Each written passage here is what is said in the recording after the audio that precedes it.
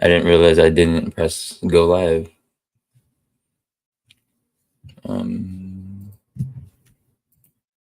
Hello, testing. You there, AJ? Hi, everybody. Or whoever's coming trickling in.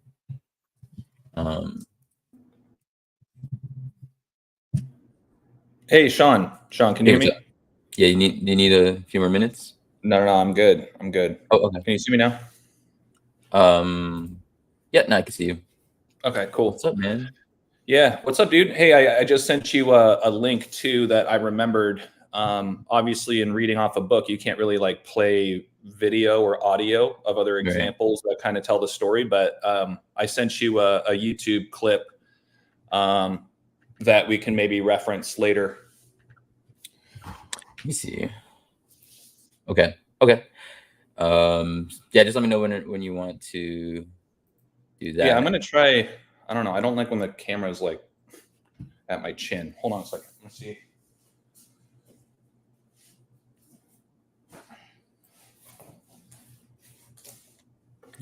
Facebook.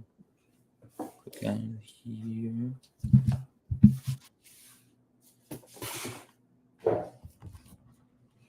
Maybe this will make me too high up, but at least then I can.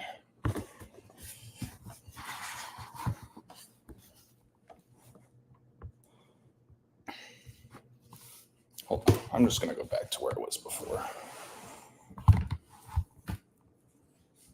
Sorry about that, Sean. Yeah, hopefully it'll give a few people some time to get in.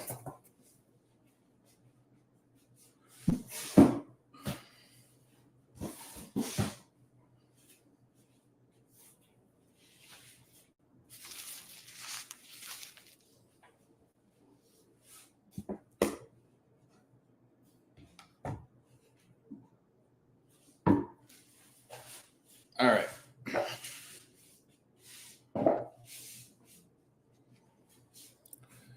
Yeah, I don't know how many viewers we'll have today since we're going a little bit early. So maybe more people will tap in later.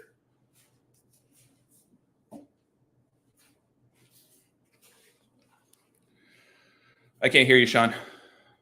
Can't hear you, bro. I think you're muted. Can you hear me now? Yep. Cool. Oh yeah, so I was just gonna say for the people who are here early, thank you guys so much. We initially, well, I kind of had to do this early because I have to pick up my friend from the airport. But he told me that his flight got delayed like right before this, so we were gonna have to kind of try to rush through this, but now we could like take our time and kick it, so that'll be nice. But just hey coffee girl. But yeah, so welcome back to the channel, and thank you guys just for being here early, or depending on whatever time it is, even if it's not early, but for you wherever you're at. Where are you guys coming from? So Dave said he's from Ottawa. Coffee girl, where are you from? I'm curious. You may have said it before, but yeah, today's gonna be another fun book read with my friend, my brother AJ. Paul don't lie, and he's gonna give you a little background about what this is about. This is very this is gonna be like a really unique just like video that you won't really find anywhere else, because there's a lot of actual real like connection behind this. So I'm gonna let him tell you what I'm butchering, because I'm like trying to make it sound cool and I'm like making it sound stupid. But yeah, I'll just let AJ take it away. No, you're good, Sean. I'm gonna pull it up right now, or do you want me to? Yeah. I would say to kind of set the stage, as the title of this live is Clay of the Earth and the Four Elements of Matter. That is the title of one of the first books I wrote. And, early on in my research, going on 4 years ago now, you know, as I really started picking up on trends with regards to gematria and symbolism, you know, I couldn't help but start decoding not only myself, but, you know, other people in my life. And then, you know, with Klay, as you guys can see on the photo here, this is a picture of me and him, 14 years old, freshman in high school. We were the starting guards on our freshman basketball team. Just in case, And yeah, just to remind people who Klay Thompson actually is. Yeah, so Klay Thompson, he's still in the league right now. You know, anybody, I mean, he's a huge name. I feel like even people that don't follow basketball at some point or another have at least seen his face or have heard his name, you know? He's also in the Space Jam movie, right? Yeah, and we'll touch on that. I guess my main point is that he's got 4 championships already. I mean, he's got what, as many as Shaq? Did Shaq end up having 4? Yeah, Shaq has 4. So he has many rings as Shaq. He has 1 less than Kobe, you know? He's the splash brother to Steph Curry with the Golden State Warriors, and he is a free agent this upcoming season, so it'll be interesting to see what he ends up doing. But the reason why I wrote this book was because of just my past with Klay. I will never say that him and I were like best buds or enemies or anything. I mean, we were the starting guards. I played shooting guard. He played point, even though he was the second tallest guy on our team. He was 6 foot as a 14-year-old. And I was like 5'5", 5'6" at best, you know? And, you know, for those asking, the only reason he was on the freshman team was because he transferred so late into the year that, you know, the teams were already kind of established. But fun fact, you know, with Klay, when he came in out of nowhere, right? You know, we're a couple weeks into the year, and Klay walks on to the freshman football team, and he takes the starting job as the quarterback for our freshman football team. You know, and like all the football players were so pissed because like they went through all summer, you know, hell week and double days and all that shit. And then Klay just walks in, and then the coaches were like, "Oh yeah," like you know he was so talented then, and but you know obviously he played basketball too, right? He once again that's the only reason he was on the freshman squad instead of varsity. He would have been on varsity if you know the program had even a week to look at him, you know. But you know, for me, I was blessed to have that opportunity to graduate with Klay and then also actually play a season with him, you know. Long story short, he ends up going to varsity sophomore year, and kind of the rest is history. But yeah, so that's the reason why I started to dive more into Klay. And this was also kind of a turning point with some of my other books where I felt like I was able to see beyond just the gematria. You know, we're going to touch on some numbers and things like that in this book, but this to me, I felt was kind of a springboard for me to where I really saw way more than just the numbers with him. Like the numbers with him are so obvious, but then when you just look at just his name, and then, you know, I got to play with his younger brother, Trace, who's a year younger than we are. When I moved up to JV basketball, enter Trace Thompson as a freshman, he went up to JV immediately. And now he's been bouncing around in Major League Baseball for the last several years. So his brother's in the MLB? Yeah. His brother played for the Dodgers, the A's, the Cubs, the White Sox. He's been all over the place. Talented family. Yeah. Well, and I don't know if you know this, Sean, but I do touch on it in the book. But Klay's dad is Michael Thompson. He's a Laker legend. He won 2 championships with Magic back in the late 80s. I do remember. And he's got his own radio show out there in SoCal. But he was the number 1 pick in his draft. He was the number 1 overall pick. Klay's daddy, you know? Wow. So, you know, he comes from a line of talent for sure. So yeah, I just wanted to start there to show everybody, you know, just proof in the pudding that, you know, I have crossed paths with Klay way back in the day. I mean, he probably doesn't even remember me now, but yeah, so that's the reason why I started looking deeper into him and his career and his past and his family and all that. And it was just amazing how it all comes together.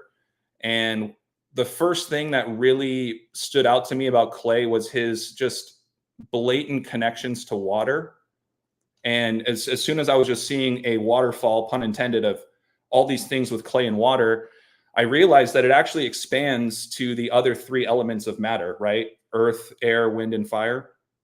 So that's kind of how this story starts to unfold as we get into it. But yeah, so I'll just start there, Sean, unless there's anything else you want to add. So this is the real picture, right? Like this wasn't like it was. Yeah, that's a screen, or a photo I took of our basketball program. Wow. We just so happened to be. I just so happened to wear number 3. He wore number 4, right? So that's the only reason why our photos are next to each other. Yeah, that's crazy. But you know what? I just realized 3 and 4. That's funny because that's the date of my wedding, March 4th, and 3, 4, and 4, 3 has a lot to do with Jesus, right?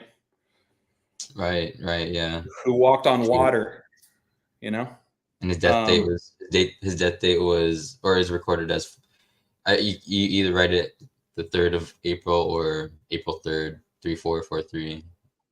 Yeah, exactly. I mean that's reportedly the date of Jesus's death, right? Yeah, and I also noticed that he's 34 years old right now. But I mean, that's just right now. He's not gonna be 34 forever. Well, yeah. I'm 34 right now. He's 34 right now, right? This is the hard copy of Klay of the Earth. I don't know how many more of these I have left, at least in hard copy. But once again, if any of you guys want any of these mini books, I have them. I can email to you for free.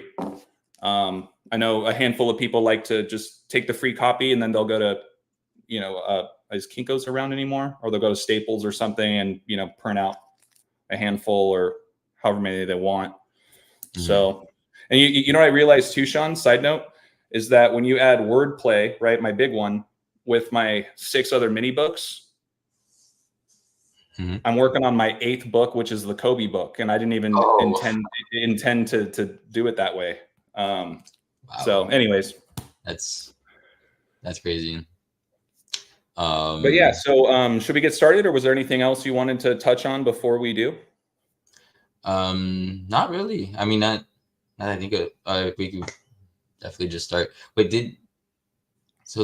I'm so sorry. Wait, so there was not a digital copy of this book? So we're just gonna do Klay of the Earth? Yeah. Did you? Yeah, there is. You have it. I emailed it to you. Okay. I have a digital copy of all my books. But as far as like physical copies, like I don't have any more of wordplay. That was like, because I know you sent me Forever Young. If you just go to your email, type in Klay of the Earth. I can double check my sent folder real quick. But you should have it. If not, I'll email it to you right now.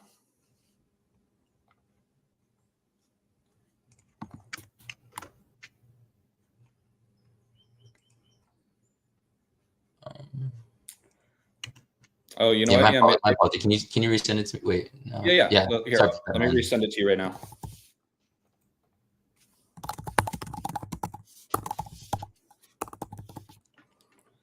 Sorry about that. No, I thought you already had it, which is why I think I just sent the other ones. Mm. I should double check it. Or should I clarify? No worries. It is coming your way right now.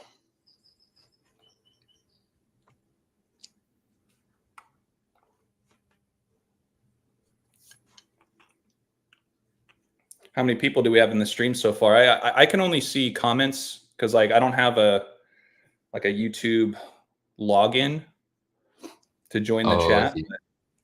But I was just curious. We have 13 right now. Nice.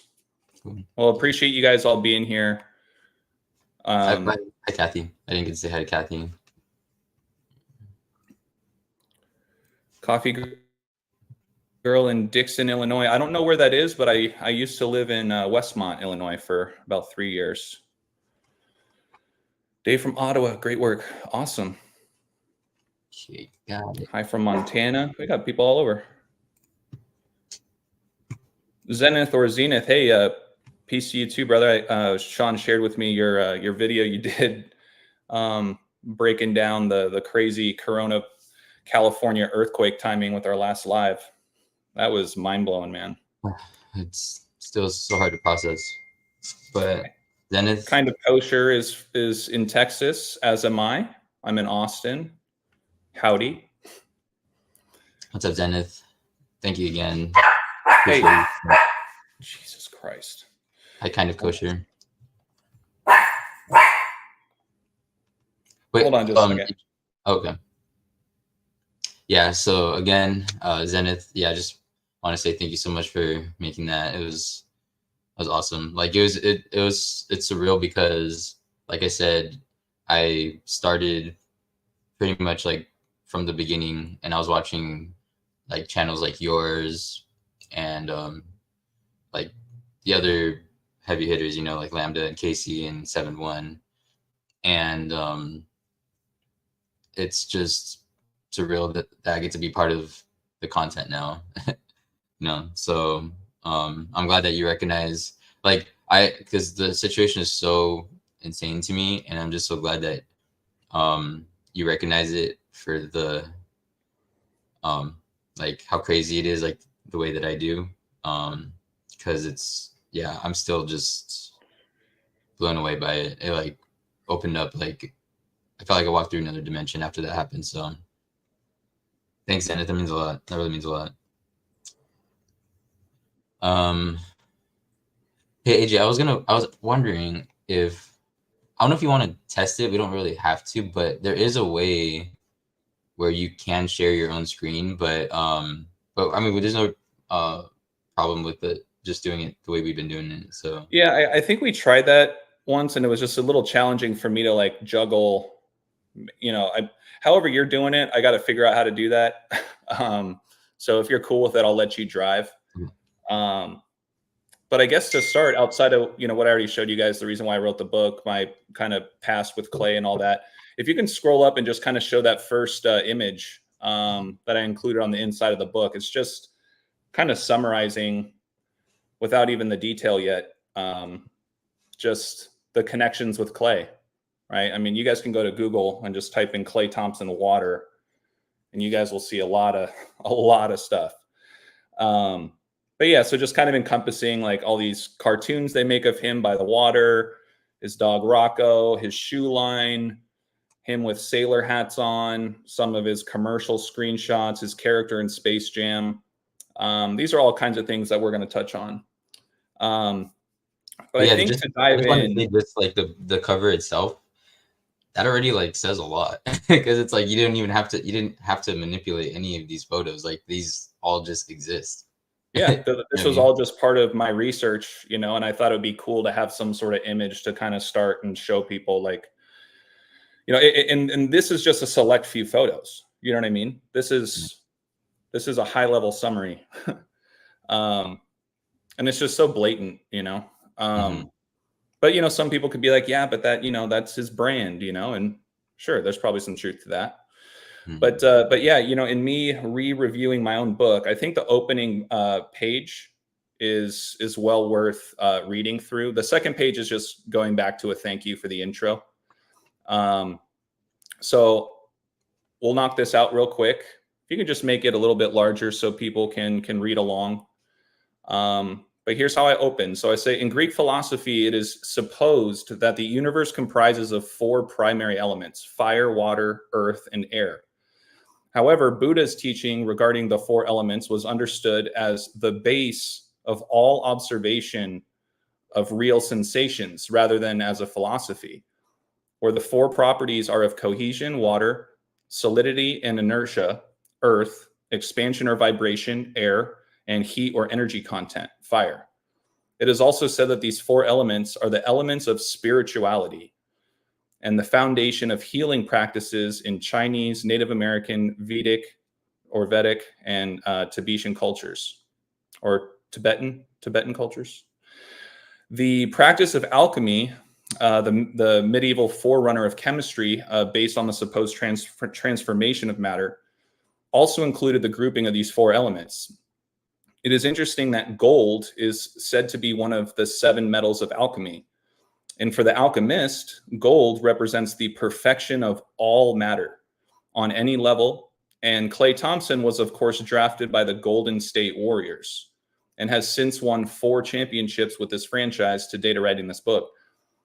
Per encyclopedia.com, according to alchemical doctrine, gold and silver develop in the earth under the influence of the sun and the moon, respectively. Hence why the sun represents gold and moon represents silver, right? The ultimate goal of this development is the production of gold, which is consequently viewed as the perfect metal and as a symbol of spiritual perfection. The underlying narratives and storylines that have surrounded Golden State Warriors Klay Thompson over the years is one that has very often been ignored and overlooked even by those who have eyes to see beyond the surface, let alone the general masses who are fast asleep to the most important pieces of information about this world, which has been kept from us since birth. This short excerpt was written to illustrate the occult or hidden and esoteric symbolism that centers around one of the, quote, greatest NBA shooters of all time, which extends to many, many other players before, during, and will continue after his time, so long as the majority of people remain ignorant to the truth of what's taking place on the world or earth stage. As most should know, the very first book of the Bible, Genesis, begins with God creating heaven and the earth, immediately following reference to the, quote, Spirit of God moving upon the surface of the waters. As we'll touch on later, God also created man, which is primarily made up of water, reminding how, per the U.S. Geological Survey, 71% of the Earth's surface is water covered, and the oceans hold about 96.5% of all Earth's water. This also reminds how Jesus, the first and only Son of God, or the Son, right, God's Son, was said to have walked on water. And many Christian and Catholic churches use holy water, water that is blessed by a member of the clergy or a religious figure during their rituals and services. And then I just include a screenshot here of Genesis 1:1. And then, like I said, we don't need to get to the second page of this intro. It's just more of a thank you once again. But I do think that opening page was a pretty good summary, right, of just kind of alchemy and the 4 elements of matter and how important gold is in line with silver and how it is formed truly from Earth, right? I was gonna say that's just like a beautiful intro. I appreciate that. You know, I was trying to do my best to, you know, crunch it into 1 page. I'm not a big fan of intros that go beyond 2 pages, you know? Yeah.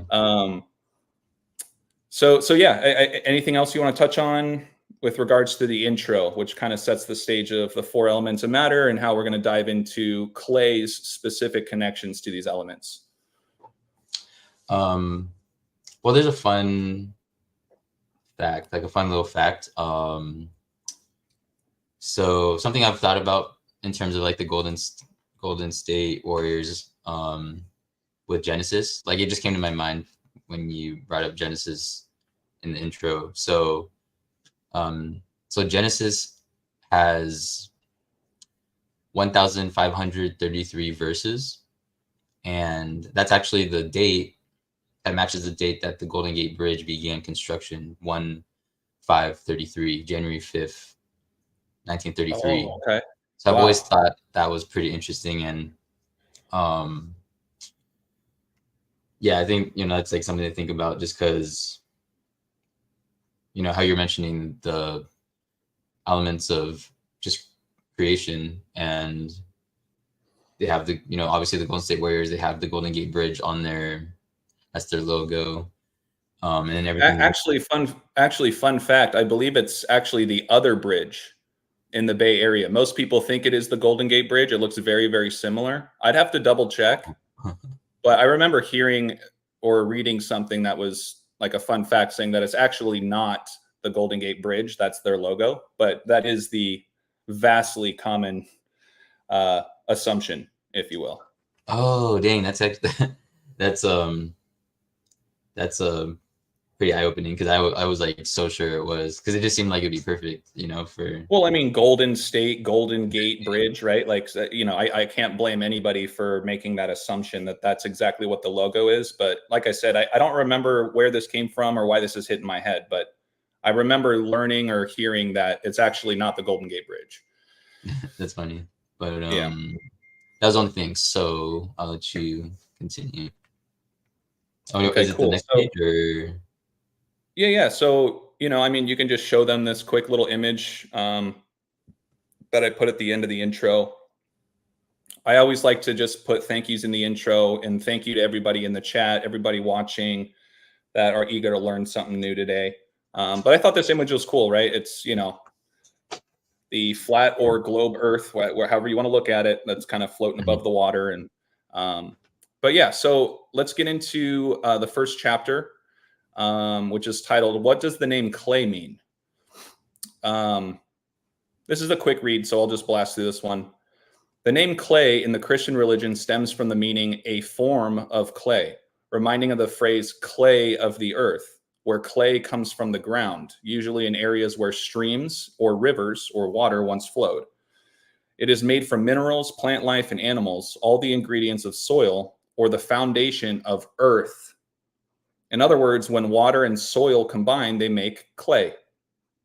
Knowing this, it's interesting that Klay's bulldog is named Rocco, stemming from the word rock, where according to the Museum of Natural History, there are three kinds of rock: igneous, sedimentary, and metamorphic. Igneous rocks form from molten rock. Magma or lava cools and solidifies. Sedimentary rocks originate when particles settle out of water or air, or by precipitation of minerals from water, right? So waters and rock have a very strong relationship when it comes to elements, right? Think about how rock can be broken down by water over thousands of years, you know? Yeah, and then I just real quick, Yeah.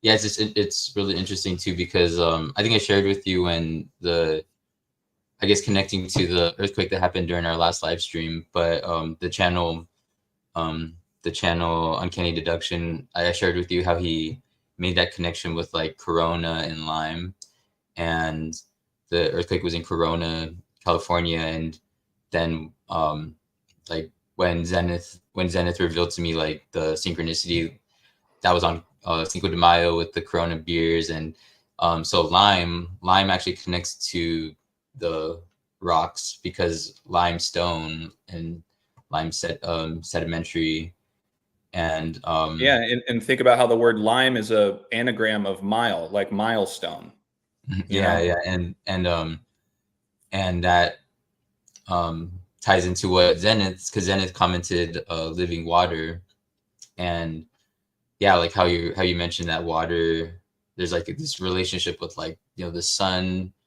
It's like God breathing life into the ground, like from the making man from the dust, and the water being the living water, giving life to. So it's like this really interesting connection with all of that, and it's like you see that on a physical level, like, you know, with plants, but it's also speaking to us on like a spiritual level too. So I just wanted to include that just because it was I just wanted to mention like the aspect of the lime, but yeah, I'll let you Right. Yeah. continue. Yeah. And just think about what I touched on about how, you know, the name Klay comes from, you know, Christian roots as a form of clay. And clay is really nothing more than soil or the earth and water, right? That come together. So you got half water connection, and then just his name alone brings in the earth connection, just his Mm-hmm. name alone, right? And then we Yeah. just talked about his dog, Rocco, and how rock and water have a strong relationship.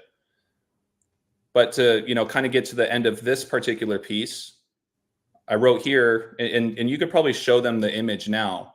What I say here is that for starters, have a look at Klay Thompson's latest commercial advertising for, I think it's called Waiakia's Hawaiian volcanic water, where Hawaii is known for their volcanoes, and also reminding of what we just touched on, where igneous rocks form from molten rock, magma or lava that cools and solidifies. And of course, this commercial featuring Klay has to include his dog, Rocco, in the commercial, you know? That's a good point. Volcanic water, like, you know, that he's known for his dog Rocco because he brings Rocco everywhere. But I think that there was a much more intentional reason why Rocco is a part of this Hawaiian volcanic water commercial with Klay. You know what I'm saying? Yeah. I just said here, I'm surprised that Klay hasn't advertised yet for Aquafina, where Klay is an Aquarius. But when you see the earthly connections of the Waiakea water brand, it makes too much sense. So next piece here, I say, besides the obvious of what we just mentioned regarding Klay's bulldog dog, Rocco, don't overlook the fact that this commercial made sure to include Klay's dog, where the word God is dog spelled backwards, a man's best friend. This matters because Enlil was the Mesopotamian god of the atmosphere, earth, wind, water, and fire, where the name Enlil means Lord Wind. And per the encyclopedia, god of both the hurricane and the gentle winds, right? So hurricane, water, wind, air, god of the atmosphere, earth, etc. I say when using gematria, let's consider the words Enlil, Klay Thompson, hurricane, California, where Klay's from, and where he played his played his entire NBA career to date.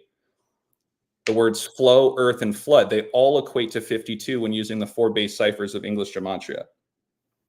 A number incredibly related to weather. Now, so just keep this in mind, you guys, about the 52s, because, you know, besides this coincidence, what I really share here about Klay's particular connections to the number 52, besides what we just talked about, what I write here is I say, in understanding Klay's connection to the number 52, the weather number, it makes it all the more sense when mainstream news reported that on December 5th, 2016, he touched the ball exactly 52 times and only dribbled the ball 11 times, which is his number, in a breakout 60-point performance he had against the Indiana Pacers. Of course, they needed to mention the 52 statistic. And additionally, Klay holds the NBA record for most three-pointers made in a single game, which was a feat that he reached on October 29th, just a little over 2 years later, 2018, against the Chicago Bulls. Also, of course, it comes as no surprise that in that game, he had exactly 52 points, right? So we can show them the image here. I essentially brought up 2 examples. First example is him scoring 60 points off of catching the ball 52 times and dribbling it only 11 times, which is crazy. Like, I mean, it's crazy that you can put up 60 points and you only dribble the ball 11 times. I mean, that's a lot of catch and shoots, you know, like he's coming off a pick, catch and shoot. He doesn't have to dribble. But, you know, to touch the ball 52 times and only dribble 11, I mean, that's pretty impressive. But once again, the point is that they really emphasized in that 60-point game he had, he touched the ball 52 times, right? And then the other bottom left corner where you see top performance, that's talking about when he broke the all-time three-pointers made in a game record against the Chicago Bulls, and he scored exactly 52 points, right? So 2 huge games, arguably top 3 games he's ever had in his career. You have the number 52 directly stamped on him with that. You know what I mean? Yeah, that's crazy.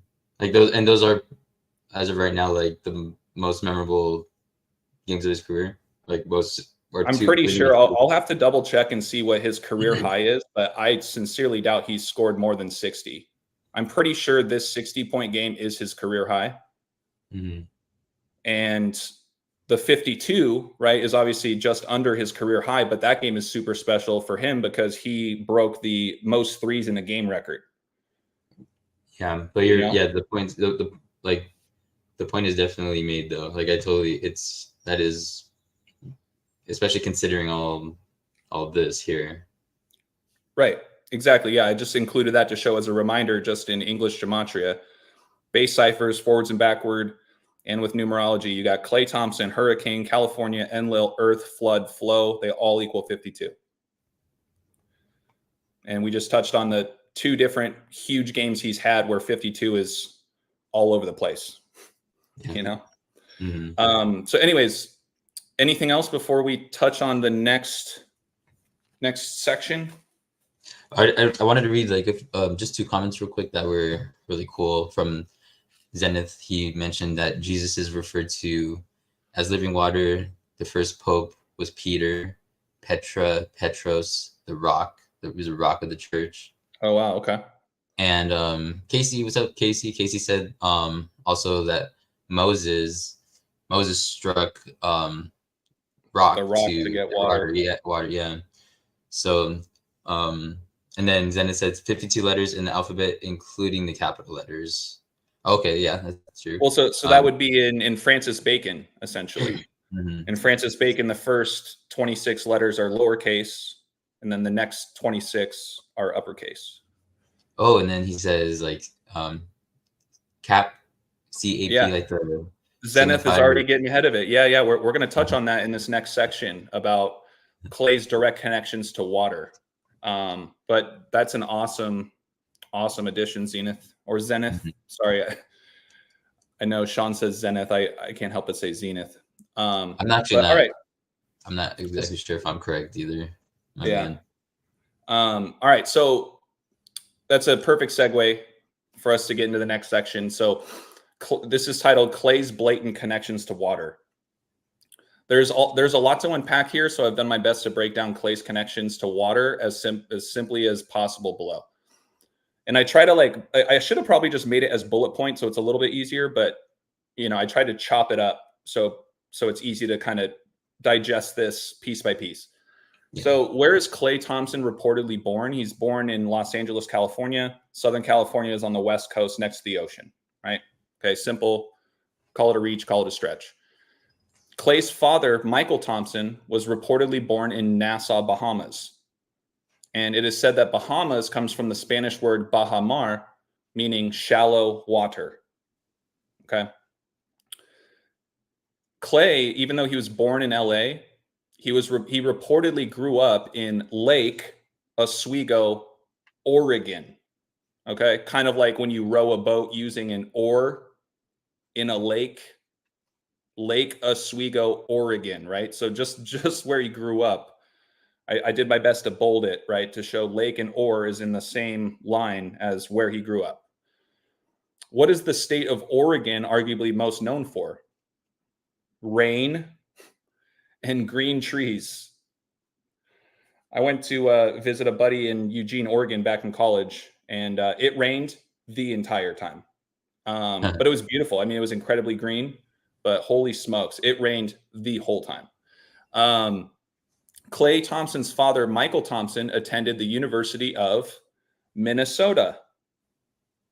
What's the nickname of of Minnesota? The land of 10,000 lakes. And that segues perfectly because Michael Thompson won 2 championships with the Los Angeles Lakers, where Klay's from Los Angeles. The Lakers franchise came from Minnesota, from Minneapolis, Minnesota, the Lakers, hence the name, right? And then lastly, I wrote here on this page, Klay Thompson also played Pee Wee football for a team called the Lakers. What are the odds of that? That is crazy.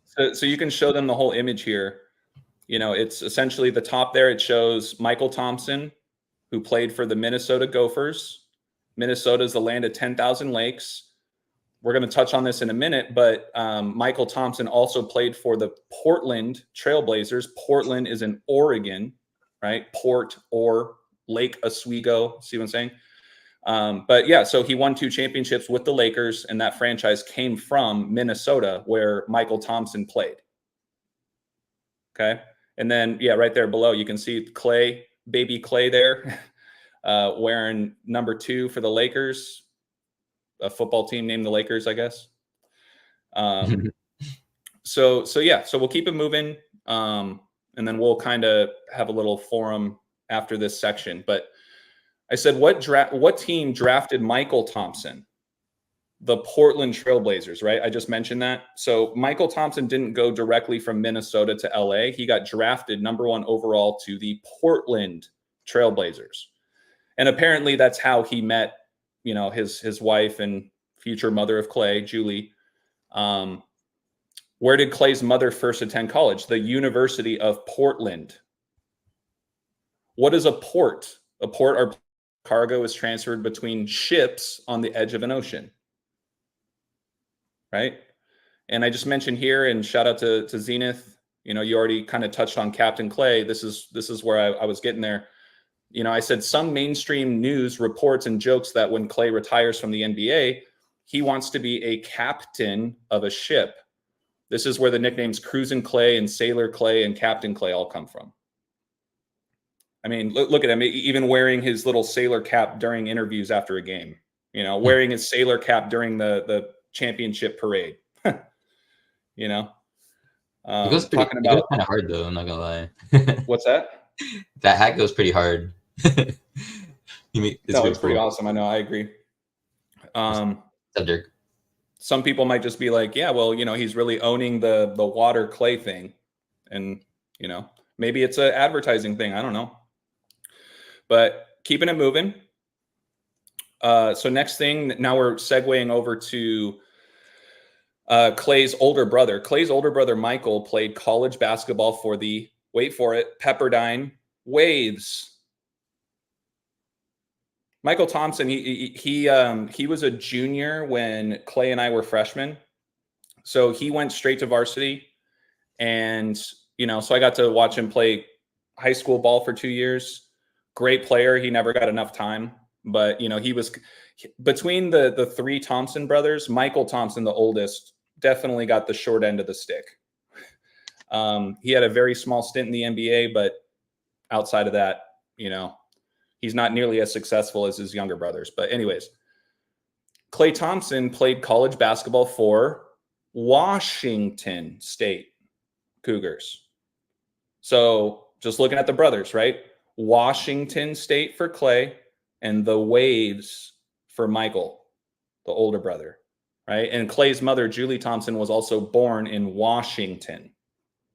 Okay, so like we're touching on every Thompson member in the family here to show how much water is being stamped all over or surrounding Klay.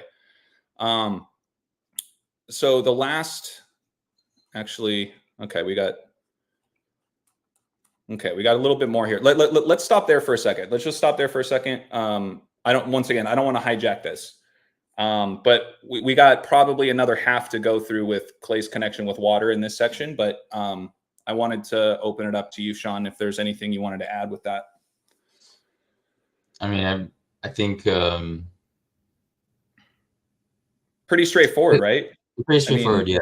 And there was, well, okay, so Casey mentioned in Leica Studios in Oregon is known for their stop motion and claymation.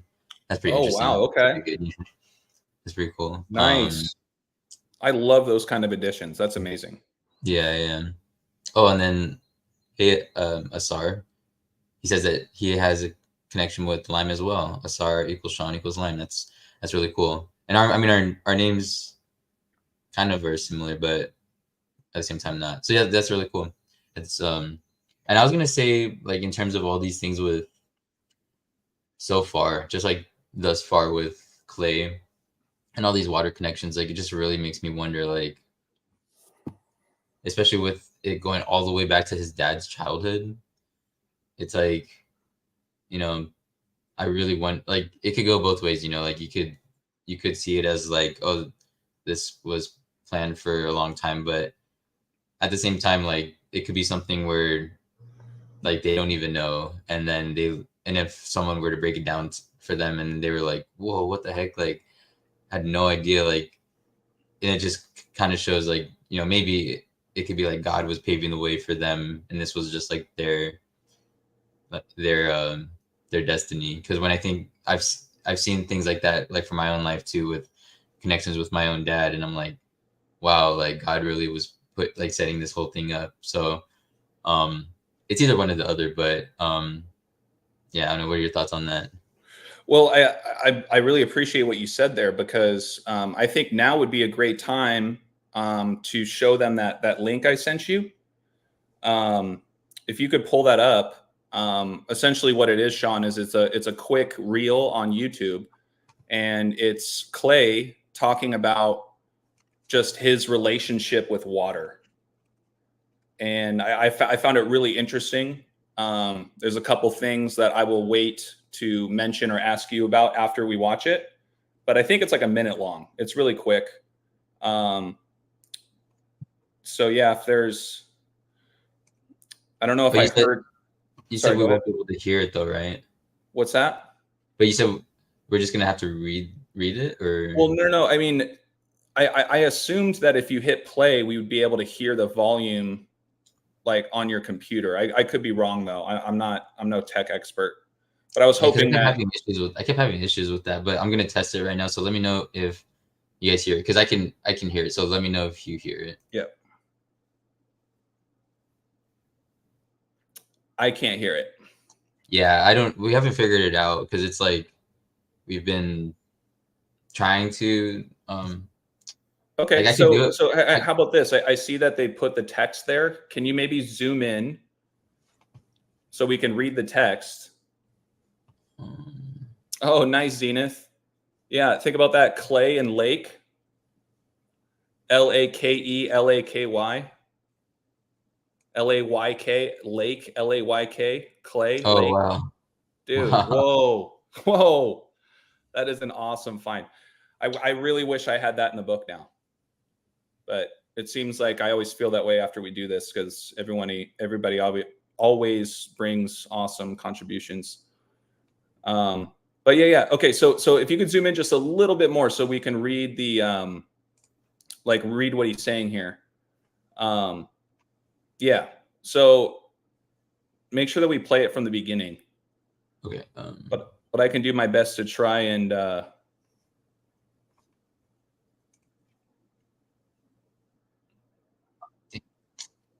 unzooms. Yeah. Hey, hold on. Let me try it this way. I'm going to play it on my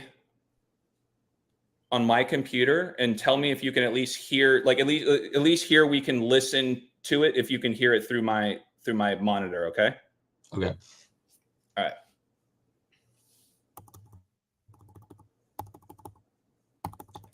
All right, so I got it on full volume. Hopefully you guys can hear it. A pool might not have, or a cold tub, and just be immersed in nature. Can you hear that? Yeah. Okay, cool. So, all right, let me see if I can.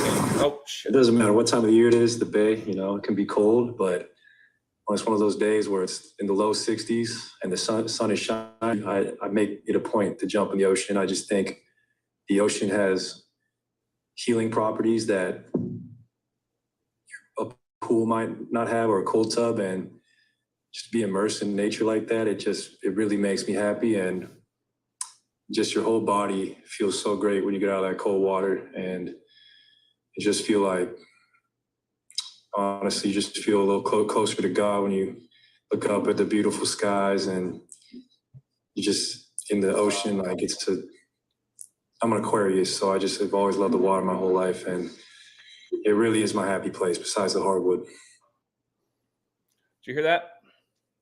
Yeah. It kind of cut just a little bit, but hopefully you were able to hear that pretty well. Yeah. Were you guys able to hear so that? He touched on a lot of things, man. He talked about the sun shining. Notice how behind him he's got the gold, NBA Finals thing right behind him. Notice that it's a blue background, kind of like the ocean. He talks about the ocean. He talks about the sun shining. He talks about him being an Aquarius. He talks about how he feels closer to God when he's in the water. I just found that was a very impactful little clip of just his relationship with water. And he has a whole other clip where he was asked about his relationship with the number 11. That's a whole other story. We're not going to go there right now. But I just thought that now was maybe a good time to just share that little excerpt from him. You guys can just literally go to YouTube, type in Klay Thompson water, and you guys will find this clip if you want to rewatch it. Yeah, that was a perfect time to add that.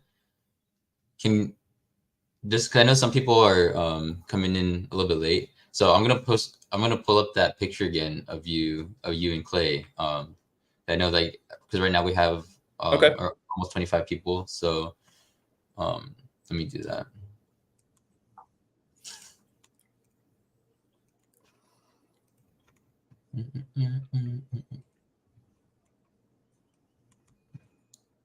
So everybody, this is AJ and Klay side by side.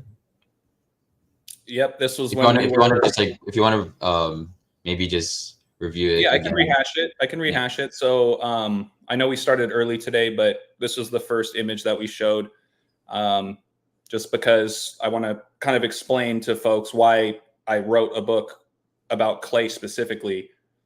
After, going on 4 years now with my research and it expanding and all that, I did everything from decoding myself to my family members to people I know. And Klay was a very easy one to look at because him and I were the starting guards on our freshman basketball team. I went on to explain to people he was only on the freshman team because he transferred late into the year and the teams were pretty much already set. But he even came into the year and took the starting quarterback job from the freshman team. That pissed off a lot of the 14-year-old kids. And then he came in and took the starting shooting guard spot. But luckily for me, I was able to play. Actually, sorry, he took the point guard. I took shooting guard, which is funny because he was the second tallest kid on our team. But yeah, I mean, I'm blessed to have had an opportunity to graduate with Klay, play a season with him on the team and start with him and all that stuff. But, he was a crazy talent at 14. But as I started applying my knowledge and research and looking into Klay, it really started with just how blatantly obvious his connections were with water. And as soon as I started looking into that, it was a waterfall, pun intended, where I was just like, oh my God. And that's kind of where we're at right now in the book, touching on Klay's specific connections to water. But it goes way beyond that, which is why I titled it Klay of the Earth and the 4 Elements of Matter, which is why I have all of them there, not just water. But yeah, so anyways, yeah, I think that's a good summary about why I wrote this book. I have a past with him. He probably doesn't even remember me anymore, but the fact that I've had that connection is kind of what led me to start looking more into Klay and his family, his past, his background, his affiliations, all that kind of stuff. And it's interesting too. Maybe this is why you were the one who like figured all this out, because even with your name, like a Strait, how like a Strait. Yeah. Did you ever think about that? Well, my actual name is Strait, as you can see there, right? I made Strait as kind of my pen name. I think it just sounds cooler. AJ Strait versus Andrew Strait, Yeah, but it's like, but that's perfect. Like with your, I mean, the name that you use, like a Strait, like it connects oceans together. So, you know what I mean? Yeah. Well, and also, Andreas is my actual name, right? Can you hear me? I look like I'm cutting out. Can you hear me? Yeah, I can hear you now. Yeah. Cool. So like my first name is Andreas. It's Lithuanian for Andrew. Andrew means man or manly, right? So that kind of rolls right back up to, God creating man, and all that. But yeah, Strait, yeah, I didn't even think about that. Yeah, I mean, that could be why you were the one who figured it out. You're like destined to. I mean, I'm a Pisces, I'm a water sign, and I share the same birthday as Trace Thompson. So it was like, as I started seeing those things, I was like, dude, this is getting weird. But yeah, so let me get back to where we were at. Hopefully you guys were able to, kind of hear Klay's clip there. Once again, just go to YouTube, type in Klay Thompson water, you'll find it.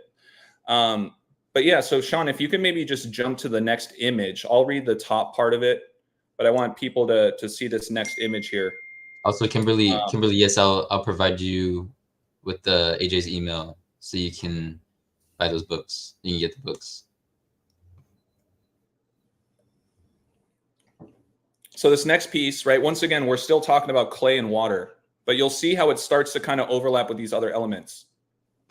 what I write here is I say, speaking of Washington State, Klay held Washington State's single season record of 98 total 3-pointers for several years after his time in Pullman, Washington, only to be surpassed by a player named Michael, like his older brother's name, like his daddy's name, right? Michael, last name Flowers.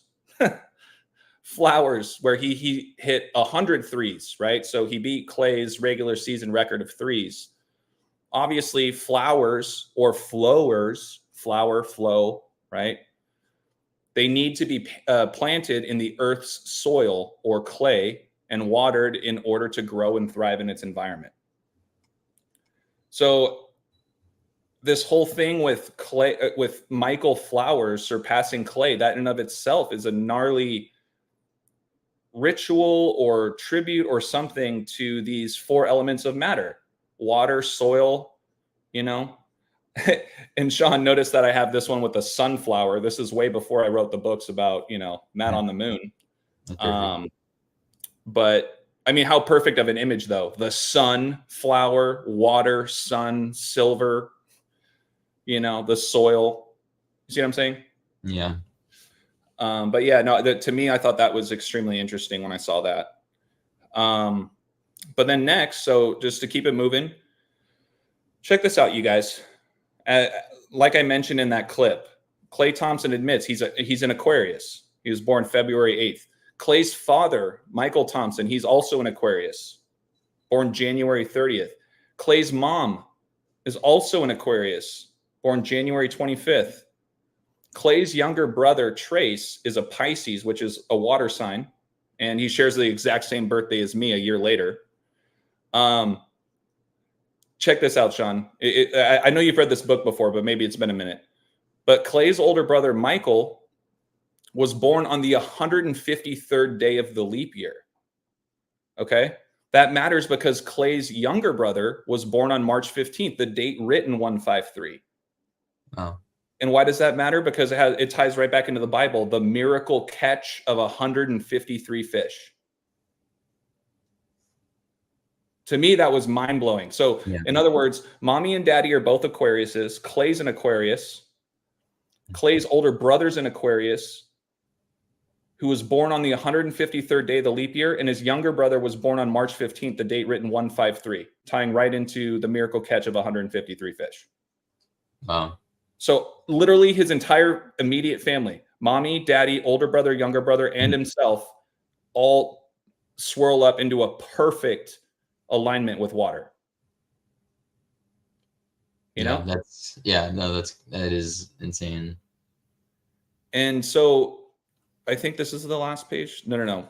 We got more to go. But so next I segue into, I say, what character did Klay Thompson play in Space Jam 2?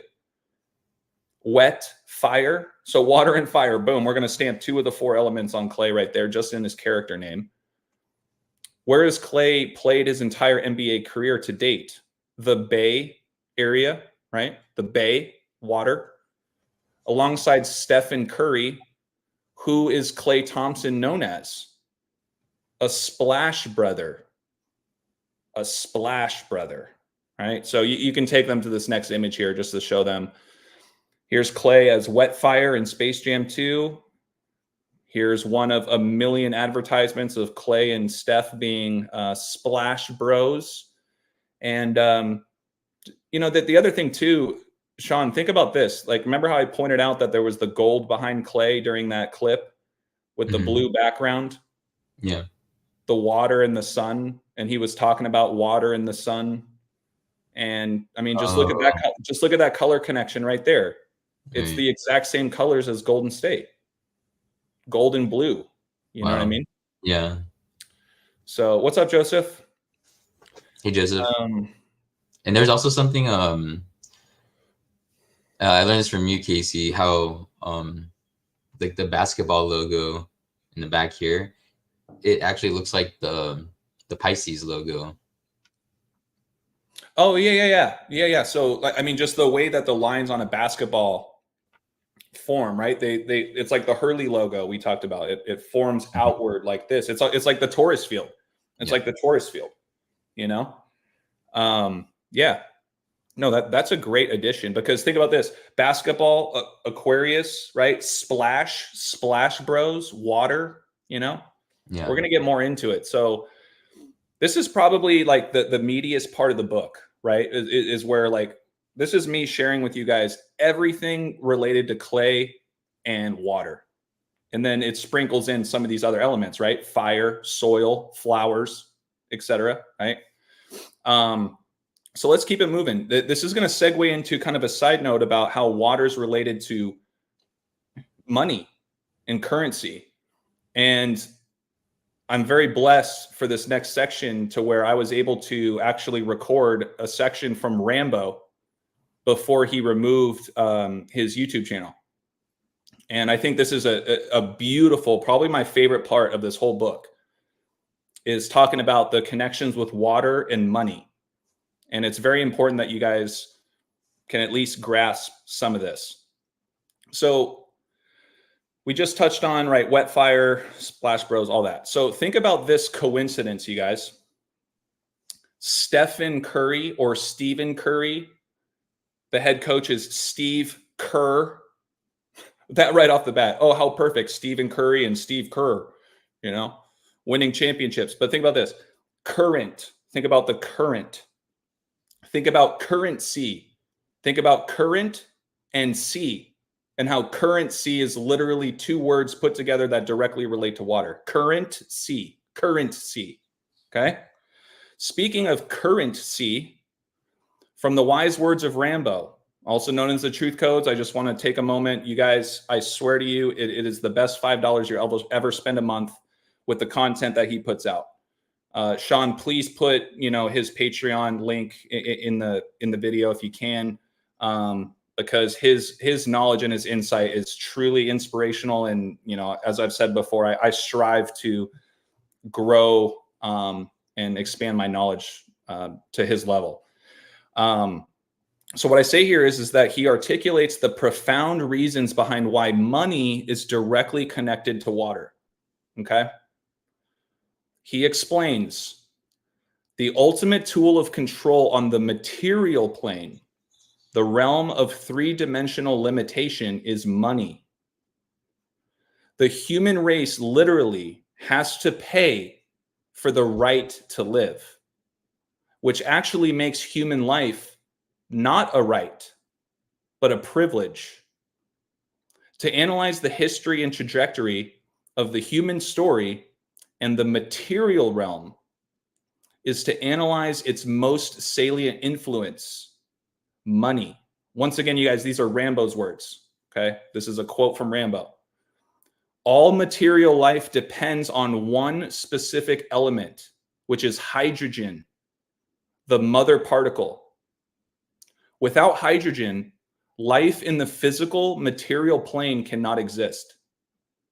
In the early universe, the formation of protons, the nuclei of hydrogen, occurred during the first second after the Big Bang. So this happened the first second after the Big Bang. The word material stems from the Latin root mater, meaning mother, whose water breaks at the time of birth, right? Water is a metaphor for money. Sources of making money are referred to as streams of income. Someone suffering from extreme crippling debt is drowning in debt. The consistency of incoming money is cash flow. The waters of rivers are contained and directed by the river's banks. The ability of tangible cash is referred to as liquidity. Combining finances is pooling income. Disguising the true source of income is money laundering. Economic tsunami, cash flow, streams of income. When you owe more on your mortgage than the property is actually worth, your mortgage is underwater. Okay. To me, that was like the most incredible encapsulation that I got from Rambo. Like, it was so profound to me. And it like, it shows so many examples that like, I literally had to watch it like 3 or 4 times and like type out like what he was saying, because it was so, it meant so much to me and to this kind of part of the story, you know? So yeah, let me just stop there for a second. Sean, any thoughts? Well, Zenith, he says this all makes so much sense. This all makes so much sense. I love that, man. That wordplay, bro. I love it. I also want to say what's up to Cody. Hey, Cody. Up, it's just so nice. I love having all the homies here. It's just it feels so nice. Appreciate it. Yeah, and hopefully, you know, you guys are, you know, learning something new. I don't know if this is stuff that you guys already know, but I will say, yeah, I haven't seen anybody, you know, kind of push this kind of information out, you know. And granted, like I have kind of a personal like experience with Klay, like growing up with him, at least in high school, playing ball with him, mixed in with me learning this knowledge. So it just kind of naturally happened that way, you know. No one special, honestly. It was something that just kind of spoke to me. And as I started looking into it, I was just like, holy smokes. Like, it got to a point where I was like, I can't, just when I think I can't find more, it's just, here's another one. Hey, here's another one. Yeah. You know? Well, yeah. Cause I mean, like, with all the, like, those connections that you're finding with, like, about him, and, you know, I like with athletes, a lot of truthers, you know, their main focus is just like, oh, they're working for the devil, you know. That's kind of like what, I guess that's kind of like the low hanging fruit, but it's like how, like, I really am curious to know if anyone else has figured out all these things, you know, like especially specifically about him, like Klay Thompson. Yeah, like, I wonder if he'll show up to our 25-year high school reunion, and then I can just walk up to him and be like, "Hey, Klay, hey, I got something for you, man. Give this a read sometime." I mean, to clarify, you guys, like, obviously there hasn't been anything sinister in here that I've shared with you about Klay. There's been some very satanic rituals surrounding him, but like, I never wrote this book to bash on him. Like, this is to share my findings about just incredible connections with the 4 elements of matter in his life and his career and where he's been and all that stuff. So, you guys might be asking yourself, okay, that's very interesting. Money and water. Okay. Besides Klay making a lot of money in the NBA, like, where are you going with this? Right now, it was important I put this in here at this time because I'm going to explain to you why. This all comes together when we see Klay being featured in a Cash App commercial that debuted on January 4th, 2023, where he and his pro athlete friends are pooling together funds for a camping trip. Besides the obvious Cash App connections with Klay, money, and water, don't overlook that it was a camping trip. Reference to the earth, right? Where people go camping typically to enjoy nature and Mother Earth. Funny too how Cash App also had a short segment called Awkward Money Questions with Klay Thompson following his commercial. So you can show them the next image here now. Just further explaining to you guys, it's like, okay, we've already touched on all the water connections, but then we took some time to shout out Rambo. That really shows you guys how connected water and money is. What are the odds that Captain Klay 11 is now doing ads for Cash App? Like, for the money app, the transfer of money, the flow of money, water, and he's wearing his Captain Klay hat, and he's on a boat, and that commercial, you guys, once again, it's like Jared Allen and like a pro golfer and a tennis player or something, and they're pooling together money for a trip that they want to do together, right? And then there's this other secondary kind of side off ad where it's called Awkward Money Questions with Klay Thompson, and they just ask him dumb questions, like, But anyways, I wanted to really kind of drop that mic there to show you guys that's why it was important that I explained to you why money and water are so important, because once again, I already told you guys about the volcanic water commercial Klay did and how it's connected with rocks and earth and all that. But now he's doing Cash App commercials where cash and money is directly connected to water. he can't get away from it, Mm-hmm. So yeah, once again, anything else you wanted to share on that kind of segue right there about why we talked about money and water and how it directly connects with Klay? No, yeah, 'cause I totally see where you're coming from with adding that part right there, and then with this, it's so interesting because it seems like just such a non-significant thing, like, oh, it's just him doing an advertisement, but when you think about it in that sense, it's actually like so symbolic. It's mind-blowing. It's mind-blowing to me. Yeah. Like, because on the surface, if you didn't understand the connection between water and money, like let's say that was the one thing that you couldn't grasp or you didn't know about, you would never find this piece. Yeah, exactly. And that's why, like, to most people, that is all that it appears to be. Just like, it's like they could say like, oh, you're reading into it. It's just he's just doing advertisement. It's just an advertisement. It's like, no, it's way deeper than that. Like, yeah, and this live isn't for me to speculate about whether or not Klay is doing this intentionally, or maybe he is, or if he has no idea what's going on, or if it's him just embracing the brand. But I would argue that most people don't see that connection with water and cash. So, well, once again, this isn't for me to speculate on, he knows exactly what's going on. I got a feeling he probably has a good idea about a lot of this kind of stuff. But to the full extent where he's pulling the strings, I don't know about that. But that's besides the point. Like, once again, we're not doing this live to have a debate about whether or not he's in the club, It's just the point. It's just to point out the connections that are right in your face, which are so obvious if you take the time to understand and learn, this kind of esoteric / occult hidden knowledge, that wasn't shared with us growing up with a purpose. So Dave said cash is Klay.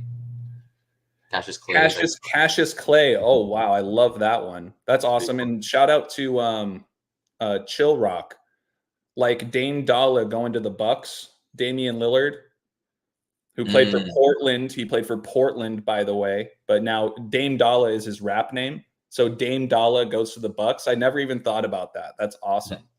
Oh, and Zenith added that Captain Klay actually equals 52. Captain God, I can't believe I missed that one too. You guys are embarrassing me right now. No, I love the contributions, man. This is great. So next section, right? So we're about wrapping up this next part here, but we're still on water, right?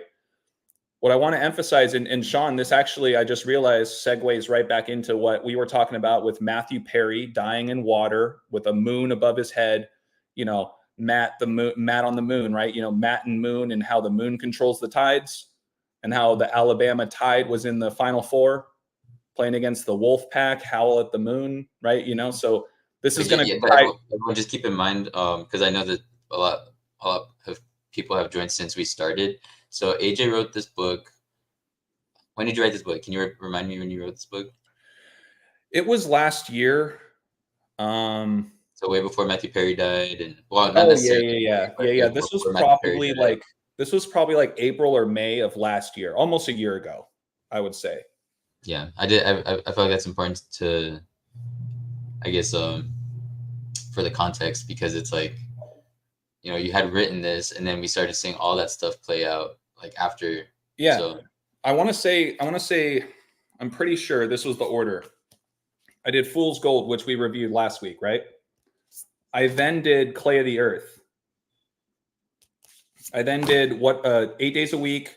What are the odds? And then the last two, right? The first two that we did was the Hand and Matt on the Moon. So what's hilarious is this whole moon connection, this gold connection, the nugget like unintentionally, these same themes kind of all keep coming back together. Yeah. And yeah, so I just wanted to kind of point that out. But I think you might remember this part, but to me, this is a really impactful piece here because we already talked about money and currency and Klay and Cash App and yada, yada. But check this out, you guys. And this is essentially a precursor to Matt on the Moon and what we talked about then with him dying in a tub and water, right? What I wrote here is that from an astronomy perspective, take note that per NASA.com, the moon and the Earth exert a gravitational pull on each other. On Earth, the moon's gravitational pull causes the oceans to bulge out on both sides, on both the side closest to the moon and the side farthest from the moon. These bulges create high tides. The low points are where low tides occur. So in other words, the moon controls the tides. The moon, money, water, right?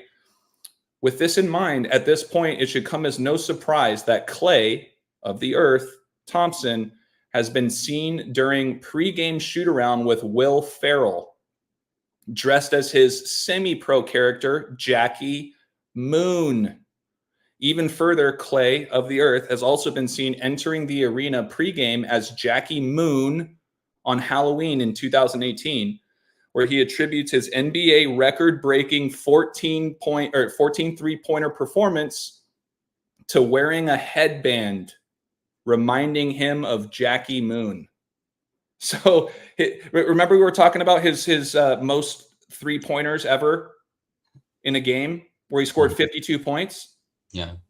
At the end of that game, he attributed it to his headband he wore in inspiration of Jackie Moon. Wow. Like literally.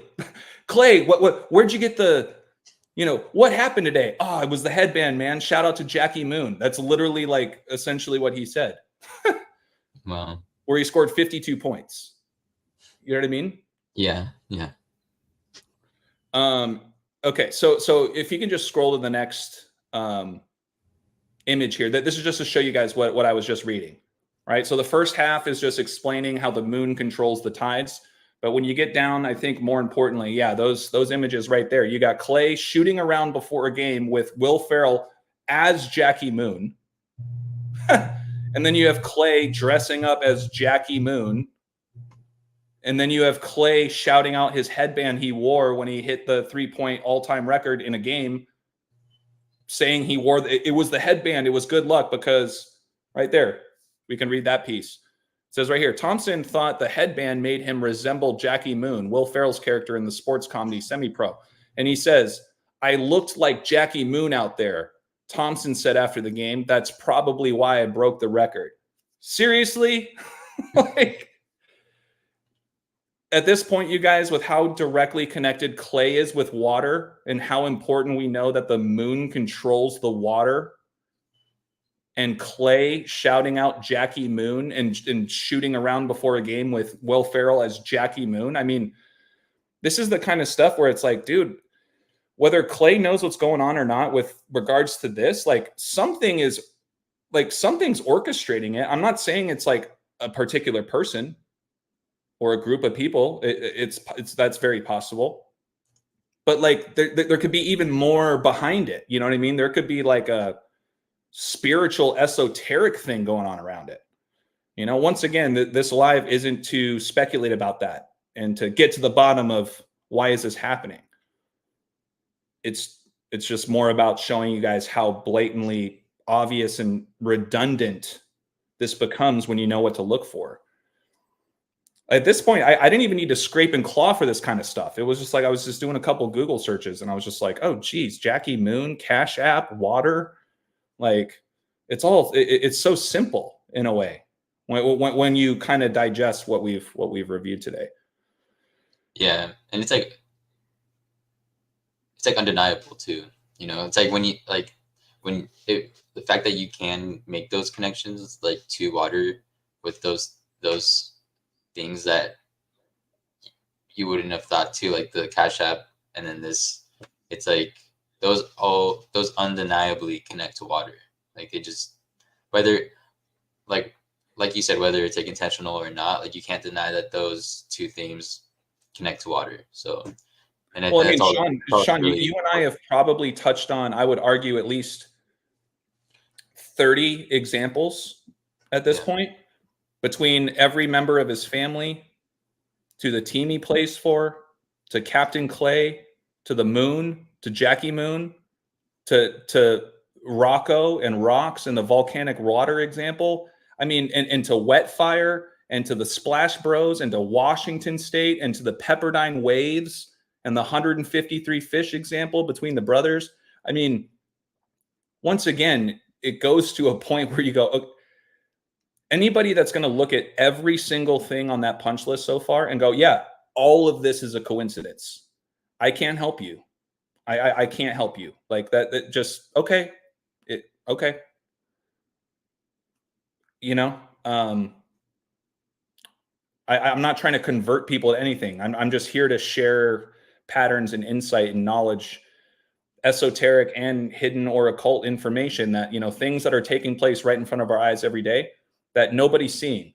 And they've been conditioned since day one to not question anything, you know? So anyway, sorry for that little rant. I just wanted to explain, like, once again, we're not here to shed light on, ooh, Klay is like evil. That's not at all what I'm saying. I'm just explaining to you guys, look, isn't this amazing how all four elements of matter just continue to keep swirling around Klay everywhere you look?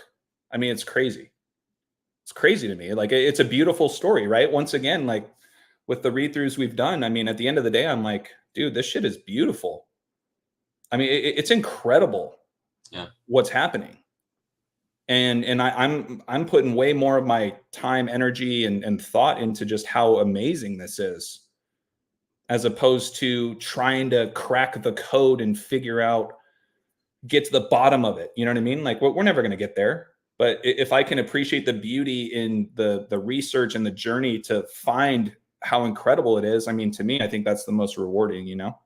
Yeah, and that's what makes it fun too, is like the journey of being able to find it. Because if they just put it out there, if it was just like blatant and they just said like, oh, Klay Thompson has all these connections to water, then like what's the fun of knowing it, you know? But it's like when you are able to discover it and you realize that like most of the world doesn't even know it, it's like that's what just makes it so fun, you know, and a little addicting too. But that's another story. No, for sure. Well, it's addicting because we have a thirst for knowledge, and like there's that dopamine that hits our brain, unlike most people, where it's like when you find something so amazing. I mean, going back to just the organic side of us talking about coronavirus, right at the 154 mark of our last live, the moment that you say that Corona, California just had an earthquake. By the way, did you feel the earthquake? Because like I watched that video again that Zenith made.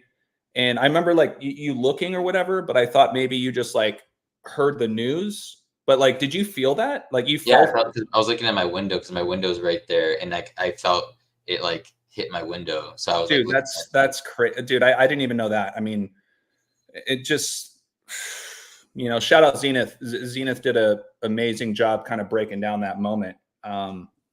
And really even pointing it out to us, right? Like you didn't even know about it until Zenith commented in the chat, and you were just like, "Wait, what?"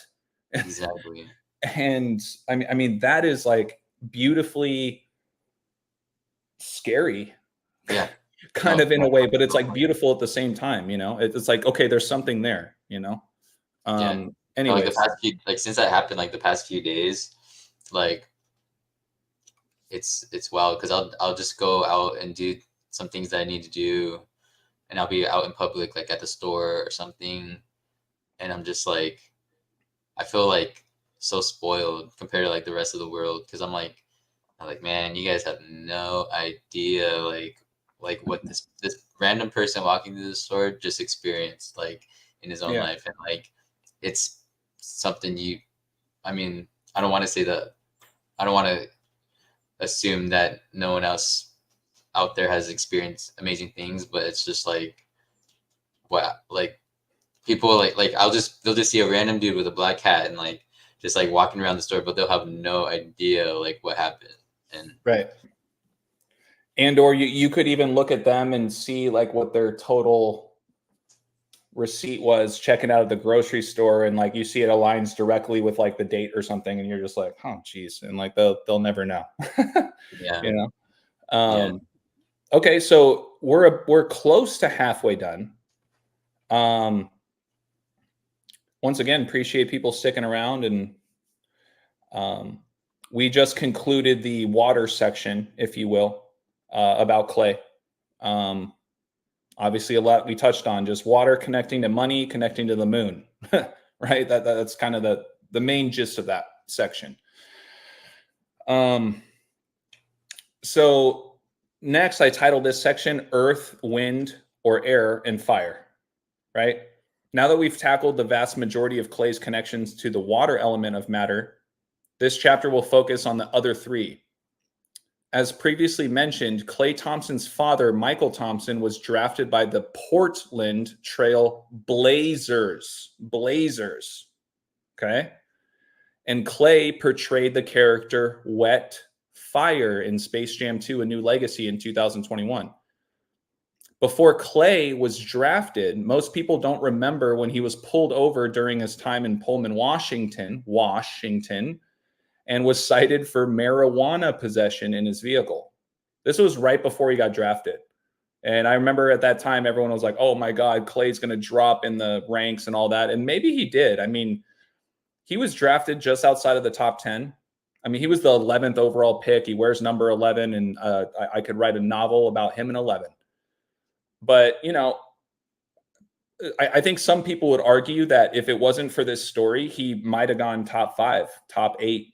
You know, he might have dropped a few notches because of this, but you know, that's all speculation. Portland. Yeah, exactly. Jeez Louise. So I just said here, for those of you not up to speed with the slang associated with marijuana, this story is relevant because the word blaze, okay, as in Portland Trail Blazers trail, kind of like trail in the woods, whatever. The word blaze refers to smoking the drug, okay? While the word burn refers to smoking a joint, right? I feel like these terms, now that I think about it, like if you were to use them in front of like the new generation, they'd be like, oh my God, you're such a boomer. You know what I mean? Yeah. It's like, oh, are you guys blazing? hey dude, you guys want to blaze? And everyone's like, or like, hey, you guys want to burn? You guys want to burn? You know? That's what they use in the that show, the See Me Bros, the real See Me. yeah. That's an old show now, man. It was funny when you posted that. I was like, oh, you know about the real bros of Simi Valley? That's hilarious. Yeah, I love the show. But yeah, so I was just saying, when you roll papers, they're used to smoke, right, and inhale cannabis. These two terms literally coincide as well by their definition, where the word blaze is also defined as a very large or fiercely burning fire, right? It's a blaze. Holy shit, it's a blaze, right? Fire, blaze, burn, smoking a joint. You want to blaze, right? So I point that out here. I just show the screenshot here showing when this story was released. This was back in March of 2011. Of course, 2011, Klay was drafted in 2011, the 11th pick. He wears number 11, you know. But just pointing out for those that aren't familiar with the lingo, to smoke a joint, the word burn is also used as slang to refer to smoking a joint. Right. In this context, burn is also pronounced as bun. I don't know. I mean, bun in the oven. I don't know. But like, the blaze means to smoke weed, you know? So hence why there's a company called Blaze Cannabis Software, you know? So I said here, and that's not all. Speaking of the literal definition of the word blaze, most people also do not remember the Holy Jim Trail fire that began on August 6th, 2018 in Cleveland National Forest. Unless you were in the counties of Riverside and Orange, California at this time, which I was, which burned for roughly 5 weeks. This fire didn't go out for over a month. But how does this fire connect to Klay Thompson? Several reasons. What I got to tell you guys is that when I first came across this knowledge and I started to really like turn a corner, this is one of the very first stories I looked at because growing up, my parents' home is a 3-minute drive from our high school where Klay went. And Tribuco Canyon, right? If you can scroll just a little bit more right there, right? Santa Margarita Catholic High School, that's where I went to school. The house I grew up in is literally like just outside of this screenshot at the bottom. Like it's so close. And this happened during the year that the Eagles won the Super Bowl. In Super Bowl 54 in tribute to Kobe Bryant 54. He was still alive during this time. But the Eagles, the high school name is the Eagles, etc. But I just want to emphasize that this was one of the very first stories I actually really dove into, trying to use, just trying to use like the knowledge that I've been learning. And it just blew my mind. Like I might make a mini book just on this story. Like no joke. I mean, the fire started on 8/6, and I believe wildfire equals 86. And then the guy who started the fire, his last name is Forrest, and this took place in Cleveland National Forest. And Jim is short for James, like how LeBron James went to Cleveland and then he came to LA. Like there's so much with that. But what I want to emphasize here is the connections with this story in Klay. What were we just talking about? We're now segueing from water connections to earth, wind, and fire. Remember, he was the wet fire character in Space Jam, right? But this fire, once again, this lasted over 5 weeks in Southern California. When I was living there with my parents, I shit you not, it was a black sky. Like, and it just cut off immediately. It was crazy. Like on one side, it was beautiful and sunny. And then you segue over to where this fire was. It was literally like the apocalypse. Like it was so dark because it was just all smoke. Sean, if I can find that video, I'll send it to you. I think I might. I was in the driveway. I was just showing. Yeah, I think I might have remembered that because I was. You were in Costa Mesa then, right? No, I think I was in Irvine. Irvine. Yeah. Yeah, I think I remember. Yeah. Yeah, so I mean, Irvine was a little tucked away from it. So like at the very least, you might remember seeing off in the distance. Yeah. Like, you know, how crazy that was. But check this out. So yeah, just keep them here on this image. I say for starters, it's worth pointing out that Holy Jim Trail is located less than 7 miles away from Klay Thompson's high school alma mater, Santa Margarita Catholic High School, where he won the 2008 California State Championship before making his way to Washington State. Okay. So I just want to emphasize how close this fire was to his high school. 26 minutes away. What I will tell you is that when you get to that little bend there in Tribuco Canyon, and then you're really starting to make your way east, I mean, it's a 1-lane road. It's so you have to go so slow, right? It's not a highway. If it was, like, you could probably get there in 12 minutes, right? But that big little stretch there, it's so rocky, and there's just so many trees.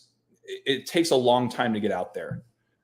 So the next thing I touch on is I say, as previously mentioned, this fire took place on August 6th, 2018, a date with 52 and 25 date numerology, where, as also previously mentioned, the name Klay Thompson equates to 52 and the word fire equals 25.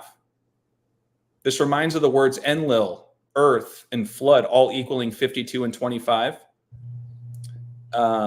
And when Klay Thompson made his return after a 2.5-year absence from playing in the NBA with a torn ACL, he came back exactly 52 days after the Cleveland Cavaliers last played Golden State. Cleveland, you know, Cleveland. So Holy Jim, short for James, is in Cleveland National Forest. And this was around the time when Cleveland and the Golden State Warriors played each other in the finals for 4 straight years. You remember that shit? Mhm. Yeah. Right? So I'm just showing, you know, that the date of this fire when it began has 52 and 25 date numerology. Klay equals 52, fire equals 25. And then just look at the words of earth, Enlil, and flood. 52 and 25, perfect overlap, perfect reflection. So I don't think it's a coincidence that this fire took place right down the street from Klay's high school during the time. This is, once again, this was 2018. So Klay was literally in the finals playing against Cleveland during this time. And then the Holy Jim, short for James, Trail blows up in flames. Cleveland National Forest, and the guy's the guy's first name was Forrest, who started the fire. But once again, this all pools back into earth, air, and fire. We're not talking about water right now anymore. We already hit on that. Mm-hmm. But his character name was Wet Fire, right? So anyways, what else do I got here about this? Okay, so we're still talking about Cleveland. For another earth connection to Klay and this fire, don't overlook that this California fire took place in Cleveland National Forest, where the city of Cleveland, Ohio, is nicknamed the Land. Right? For short, they're called the Land. They literally wore them on the jerseys. Not this year, but in years past. And per Wikipedia, land, also known as dry land, ground, or earth, is the solid terrestrial surface of Earth, not submerged by the ocean or another body of water. Right? So now we're talking about, let's get above the water. Right? That was kind of how I was trying to segue this book. You know, hey, let's splash in the water for a bit, and then let's get up onto the land and talk about how he's still connected, right? And I just said, additionally, this forest fire in Cleveland National Forest took place exactly 59 days before Klay Thompson and the Golden State Warriors would go on to defeat LeBron, King James, and the Cleveland Cavaliers to win the 2018 finals, doing it in Cleveland, right? They did it in Cleveland. Klay equals 59, forest fire equals 59. Okay?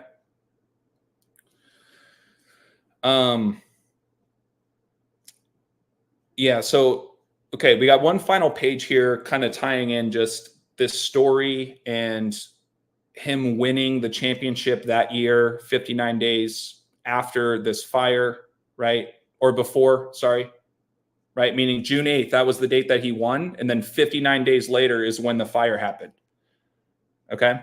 Mm-hmm. So what I mentioned here in the next page, I say another interesting tidbit is that the Holy Jim, once again, short for James, Trail Fire in California's Cleveland National Forest, it took place a span of 187 days before Klay Thompson's next birthday, which matters because the word Ohio equates to 187 in the Satanic Gematria cipher, where essentially the alphabet begins at the values of A equals 36 because 666 is the 36 triangular, and you just add it up from there. So I just thought that was really interesting too. You know, this fire took place 187 days before Klay's next birthday, and Ohio equals 187. And he just won the championship in Ohio 59 days before, you know, forest fire equals 59. His name equals 59 days before the fire takes place in Cleveland National Forest in California. But he won as a team from California. You see what I'm saying? California equals 52, just like Klay Thompson, just like Enlil, just like Flood, just like Flo, right? So the last thing I'll mention here in this section is I said, as for the fire and wind or air connections, don't forget that what we discussed regarding Klay's marijuana citation, where wind or air is what is said to be what causes wildfires. Think about that. How do wildfires happen? A flame bursts and wind starts to brush the fire around, right? Creating smoke. Similar to how when someone smokes marijuana, they breathe out smoke. So air and smoke, right? Fire. And Klay Thompson was a guest on the weekly podcast series called All the Smoke, hosted by former NBA players Matt Barnes and Steven Jackson. I thought that was really interesting. I don't remember the date of this episode. It's funny that it was the 156th episode, kind of like how 9/11 is the 156th prime and the buildings went up in smoke. But yeah, I'll have to look up again like what the date of this one was. I'm pretty sure this was way after the fire, way after he won his championships, you know. But I just thought that was an interesting connection. You can see in the top right corner where it says All the Smoke. That's the name of the podcast that he was a guest on. But hopefully you can kind of see what we just touched on: earth, air, wind, and fire. I mean, this whole wildfire story ties all three of those together. The earth is going up in flames, fire, and then the wind or the air is what's causing the wildfire, you know? And then it ties right back into what I pointed out with Klay and his championship in Cleveland and the land and all that shit. You know what I mean? Yeah. I wanted to mention a few things. So just to answer some questions, because people are asking about the books again. So I'm going to leave all the information in the description of this video. So we'll give you guys access to get the digital books, right? And yeah, for sure. I mean, the best way to contact me is either just email or DM me on Instagram. It's really the only platform I'm using right now. I do have a TikTok, which I'm slowly playing with, but best way to, reach me is send me a DM on Instagram or send me an email. If you can just title it saying, "Hey, would love your books," or something, that way, that'll stand out to me besides all the other spam and stuff. Mm-hmm. And then I also want to point out how, like, when you think of the earth, at least in the sense of like the image of it, it's like the water is blue, and then the land is like symbolized as green, and then you think about marijuana, like greens, like smoking greens, You guys want to blaze some green? Yeah. And also, I wanted to point something out that Cody mentioned, just like a current event, which is kind of interesting, that connects to the fire and air. He says that Pentecost is on May 19th, and that's associated with wind and fire of the Holy Spirit, and it's going to be 9 months, 11 days after the Maui fire. So it's really interesting. Very interesting, yeah. You know what's crazy, man? Just speaking of the Maui fire you just mentioned, what I will tell you guys is with this Holy Jim Trail fire, when I was still working in California, we had a team outing, and it was just a hike that we did, and it was at Holy Jim Trail. Wow. And this was like 2 months before the fire popped off. Like, I was just up there, and it was crazy, like just how it felt kind of unsafe, honestly. Like, with like how deep you get up in there, you're like, dude, there's like no way in or out of here. Like, it was beautiful, but it was so eerie when it all went up in flames. And like, I was just there 2 months ago. And then the same thing happened when my wife and I went to our honeymoon in Maui. We were in Lahaina. We got videos for days and photos and all that stuff. And then 2 months later, it goes up in flames. Am I cursed or something? Like, I don't know. Or maybe it's a divine. I don't know. I don't know, man. When you mentioned the Maui thing, I was like, dude, I just realized that's a direct connection with this last story we just talked about with Klay. Let me know about your like upcoming vacation schedule, so I know where not to go 2 months after that. yeah, no, exactly. I'm kind of scared to leave my house now. Well, at least the theme is that you know, it doesn't happen the moment I arrive. It happens once I leave. Yeah. So I guess maybe you're not cursed, you're blessed. Right? You know, maybe I'm being looked after. I don't know. Yeah. But then it also kind of makes just the connection that much stronger, you know? Yeah. Like, you know, my heart aches for the people in Maui, man. I mean, maybe it's hypocritical for me to say that, but like, I love the time out there, and I have so much respect for like just the natives there. And it just, it really hurts my heart, man, that just all of it gone because of a wildfire. Come on. If we want to speculate about that, we can carve out another live stream. But yeah, so we just finished the next section, which was Earth, Air, and Fire. Let me get to the next section here. So the next one here, let me see how long this one is.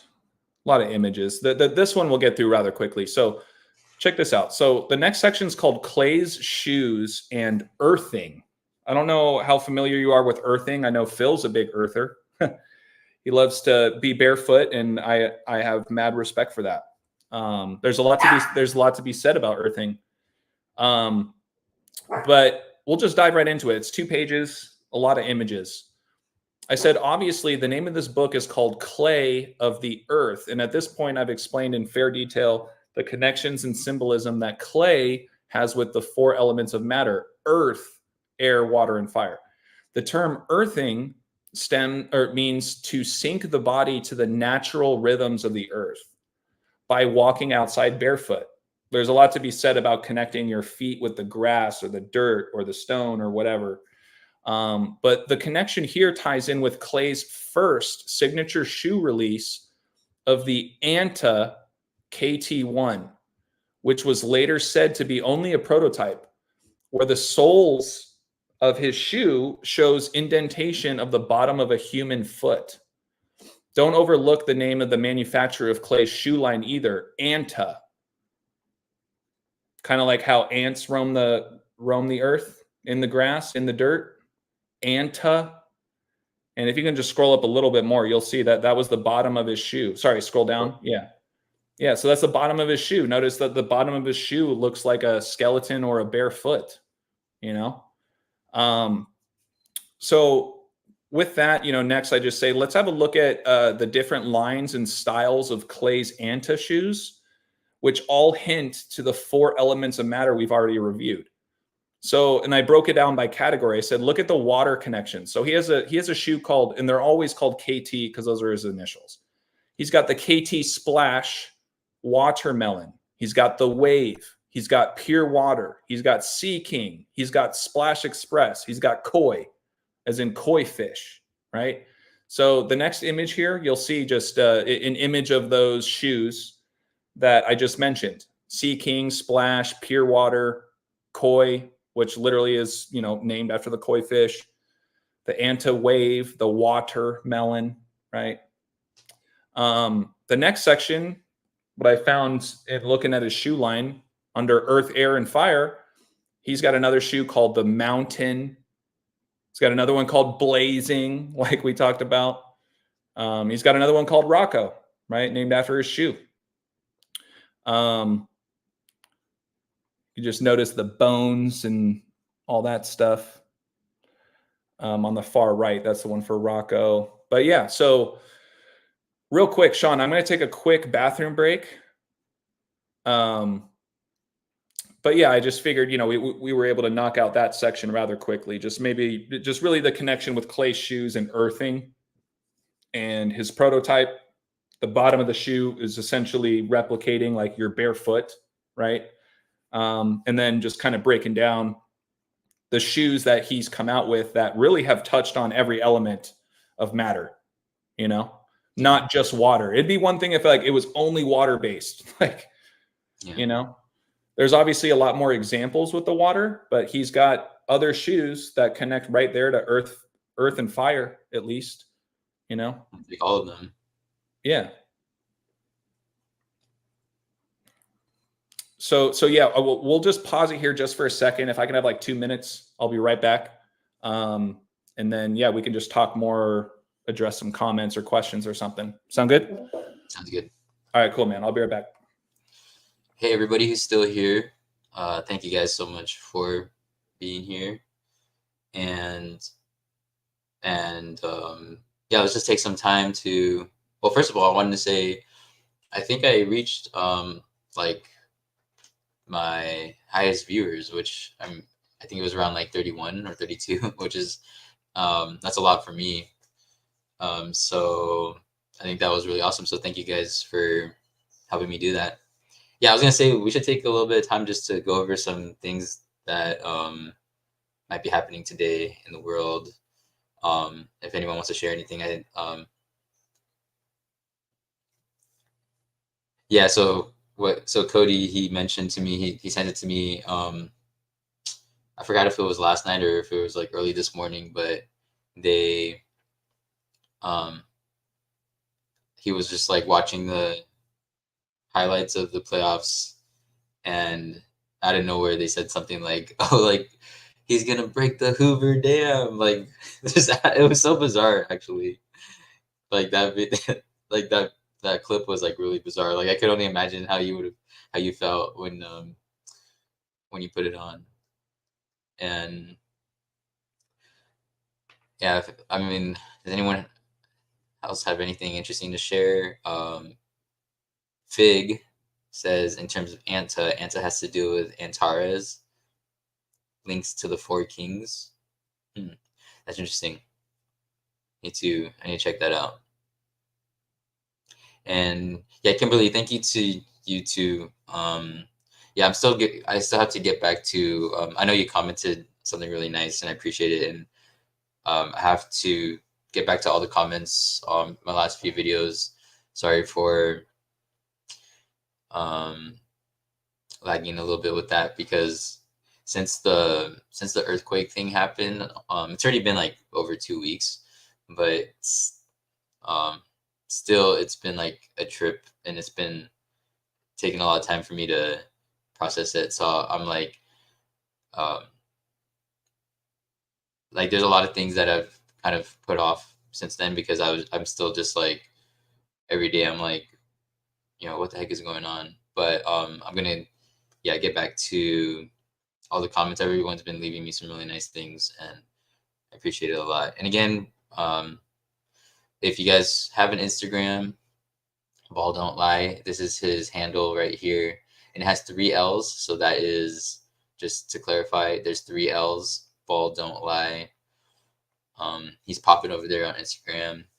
And what else do I have to say?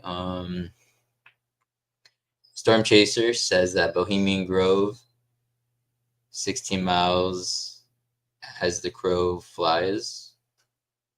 Bohemian Grove, 6 miles. Trying to elaborate on that? I'm not sure if maybe I'm misunderstanding that. Braves can go 15-6.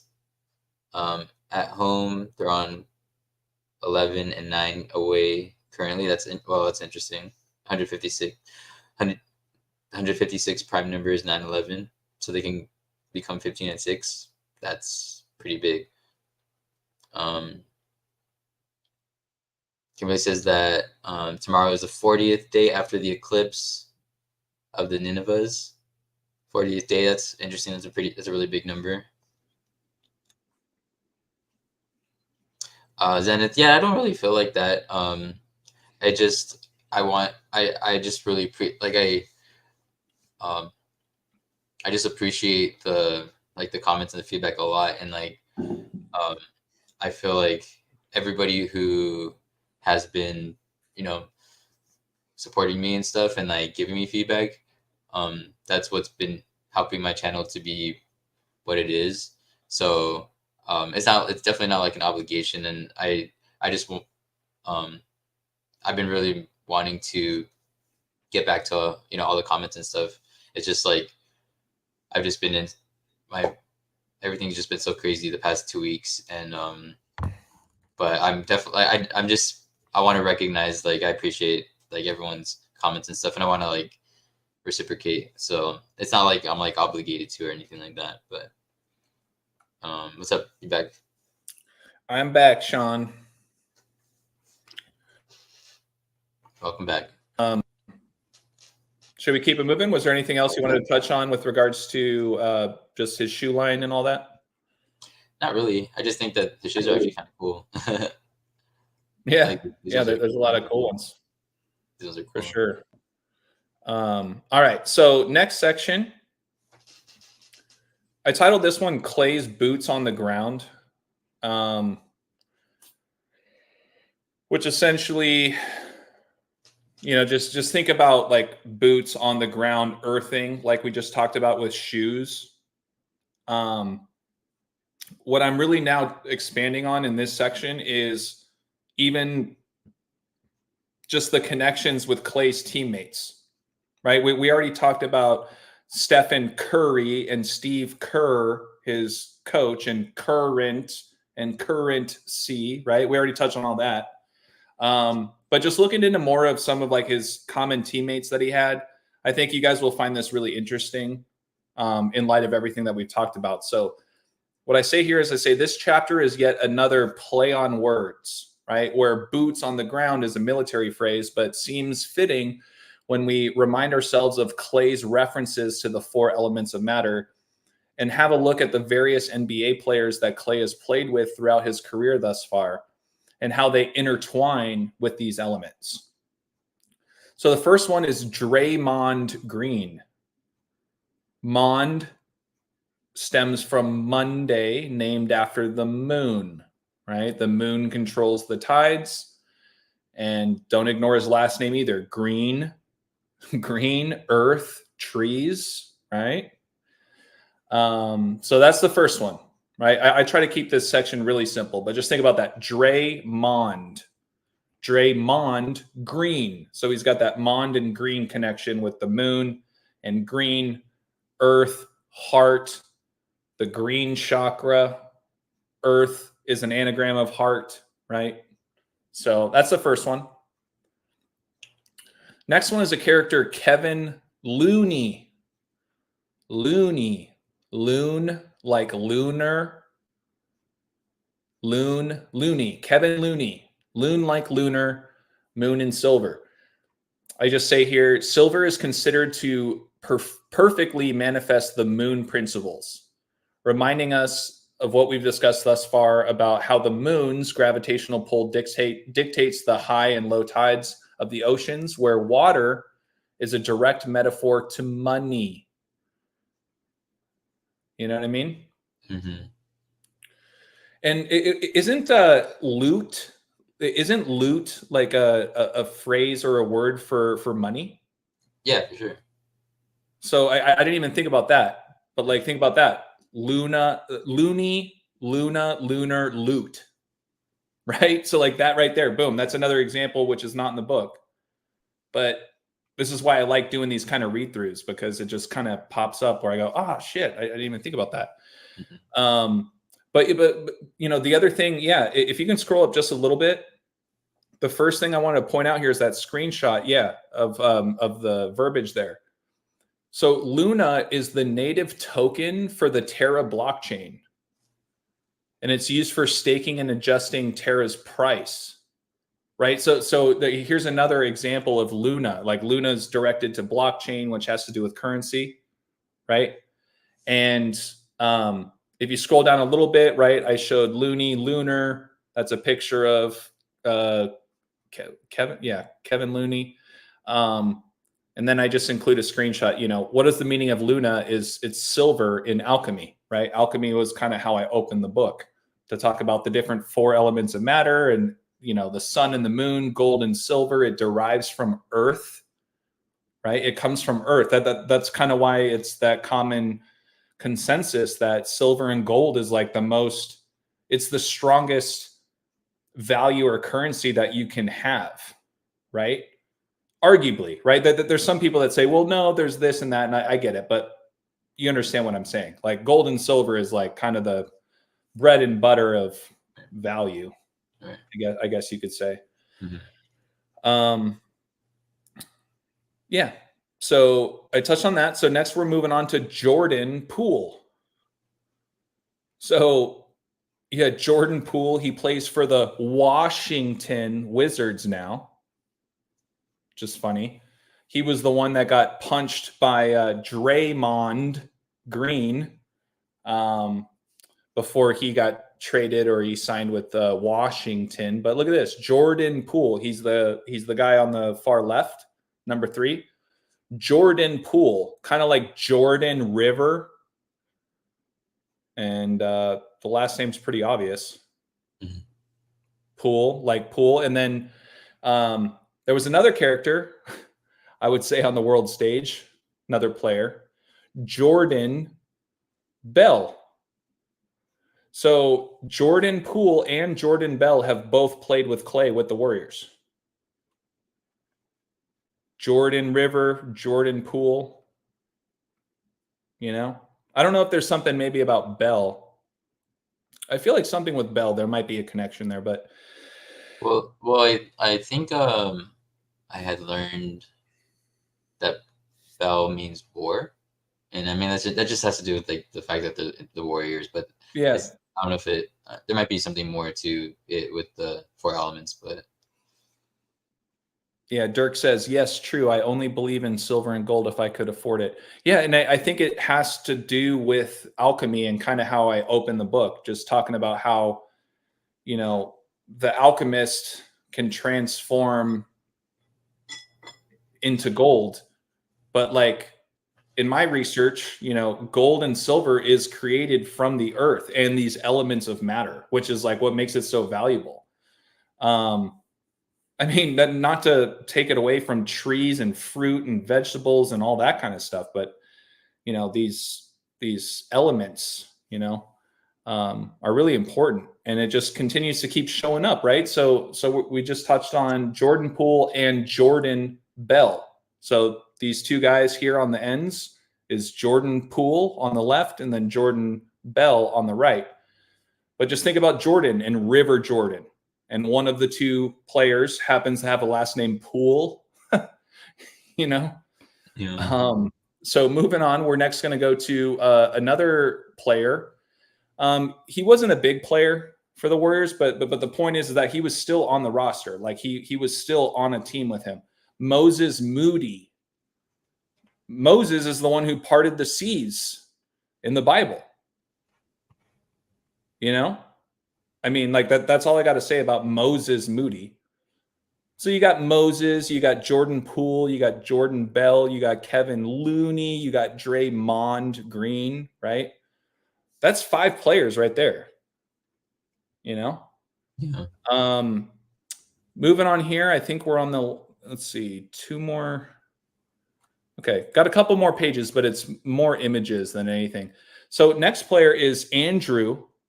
You know, I'm Andrew, which means man, manly, right? In Greek, I'm a manly guy. The name Andrew means manly in Greek, reminds of Andre Iguodala. Andre is just another name for Andrew.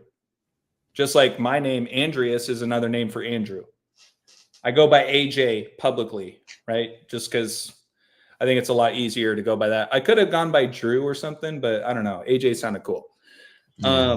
But it also reminds of Andrew Bogut and Andrew Wiggins and Anderson Varejao and Leandro Bosa.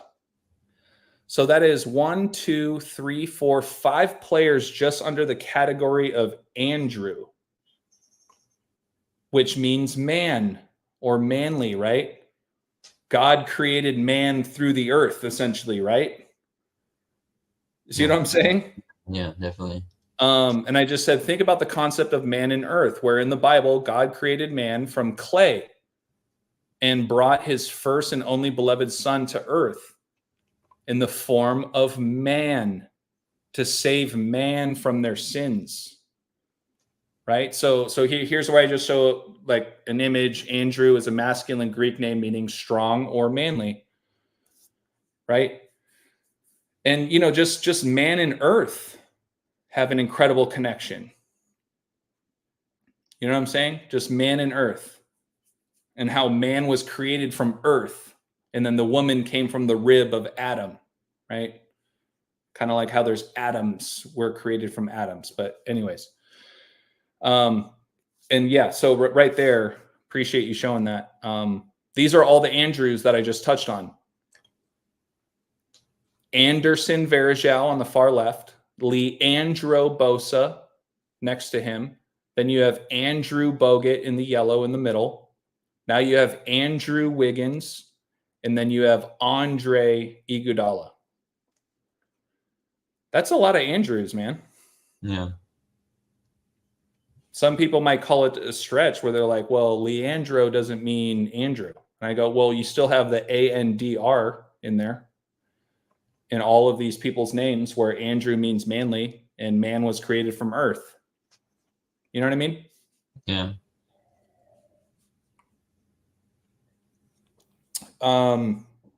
Okay, so the last 2 pages here for the next section, we're going to talk about one other player. His name is Sean Livingston. The name Sean, or Sean, I'm sure this is one of your favorite parts, Sean. It means God is gracious. And if there's anything I can say about that, that really hit me, man, because you are a very gracious person. You're very thankful for just where you're at in life. And I know you're thankful for me and the community that is supporting you. Just like I am so gracious and thankful for, you give me the platform and our brotherhood, essentially. Like, you and I are brothers, man, like, for sure. Like, you're not just a bud of mine, So I just thought that was really cool, man. Did you know that? Or I'm assuming you did, but I did, but I do remember also when you sent me that text too, when you were writing the book. Yeah. I wanted to make it a point to let you know, hey man, I didn't know this. I just found it out, but this is the meaning of your name, bro. My name means manly. Your name means God is gracious. Like, yours is way cooler. But what I say here is, and God, the creator of earth, blessed the world by bringing his only son to earth in a living human body, who once walked on water and performed the miracle catch of 153 fish, right? That goes right back to the Thompson brothers. So in light of clay and water, when I think of 153, since it's my birthday, March 15th, and I played Jesus in my high school skit and all that, I sent you that. It's just hilarious, like how like perfectly aligned it is. Just don't forget that, right? Clay's older brother was born on the 153rd day of the leap year, and then his younger brother was born on 15/3. So boom, right there, you got the fish connections. His younger brother is a Pisces. Everyone else in his family are Aquarius. They're all water signs. Anyways, yeah. So and speaking of that too, I think I don't know if we got a chance to mention it, but Zenith, how he mentioned how like basketball with a net, catch fish with a net.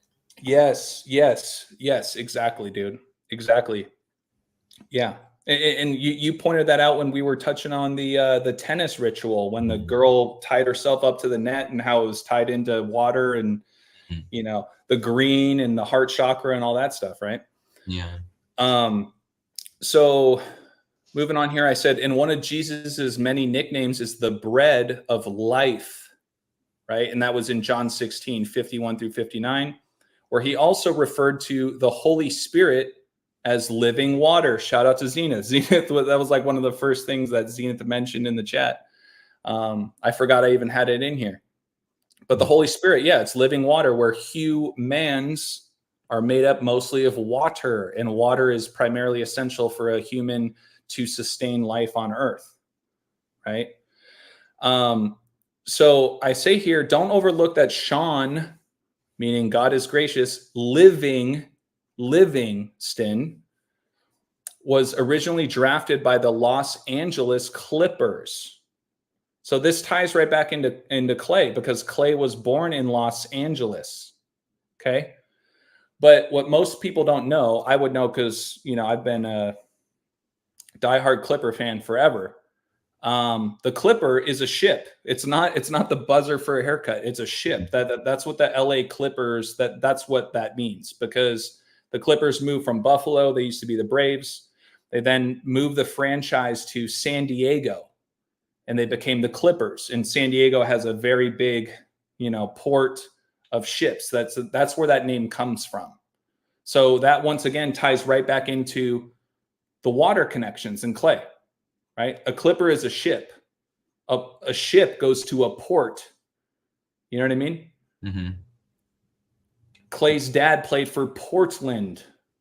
His wife went to the University of Portland, in Oregon.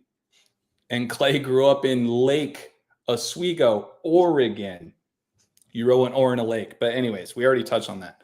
But check this out about Sean Livingston.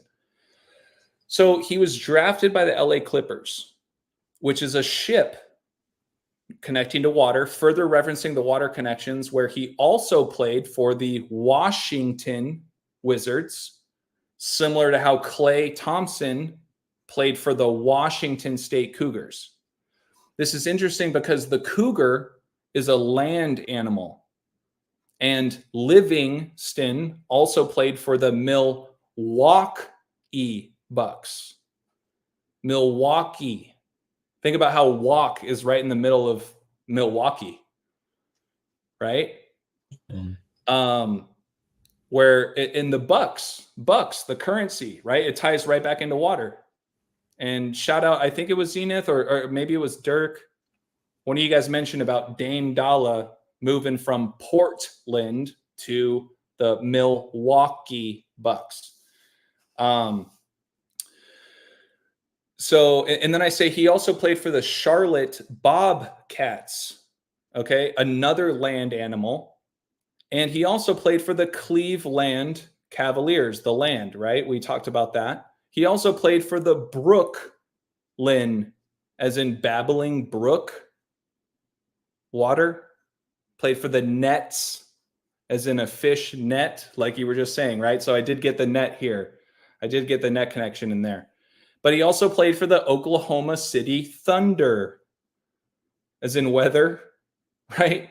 Thunder, storms, water, walkie, bucks, bobcats, land animal, Washington State Cougar, land animal, Washington Wizards, drafted by the Clippers, a ship.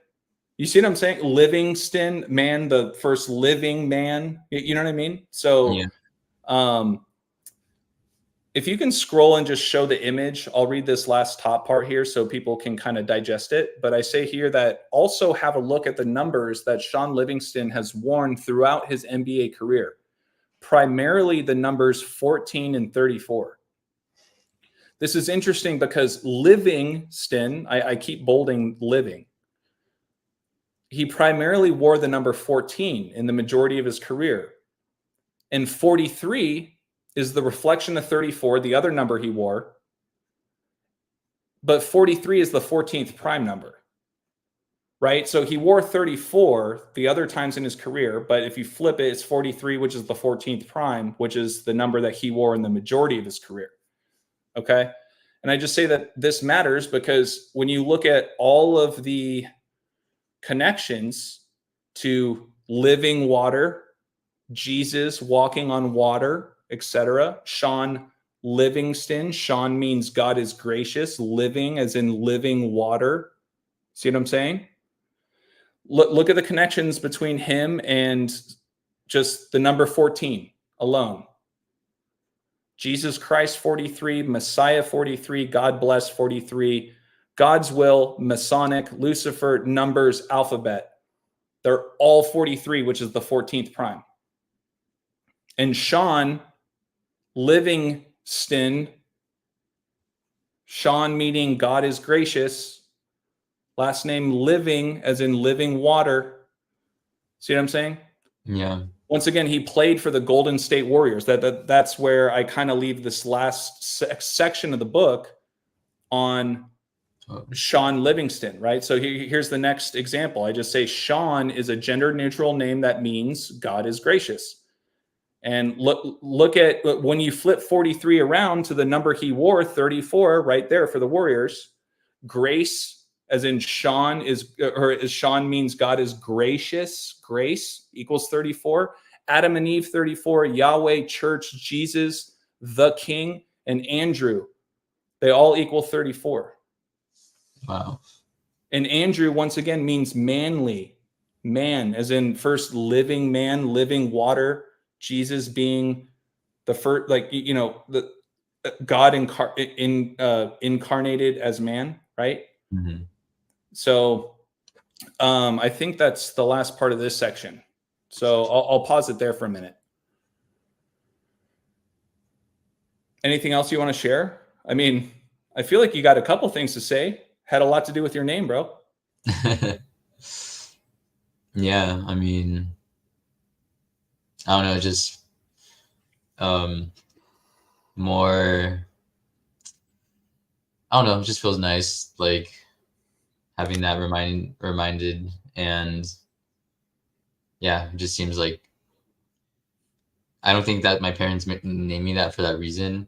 Like apparently my dad named me after Sean Connery, but and there was like a 007 connection with that because my birthday is 1007, so that was always like the first ever numerical thing I ever learned about that. Like apparently that's why my dad named me Sean. But no, I mean that's awesome. Like it's also nice that this is just so not like it's just more on the positive side of the decoding, you know. It's more of like yeah, it's not like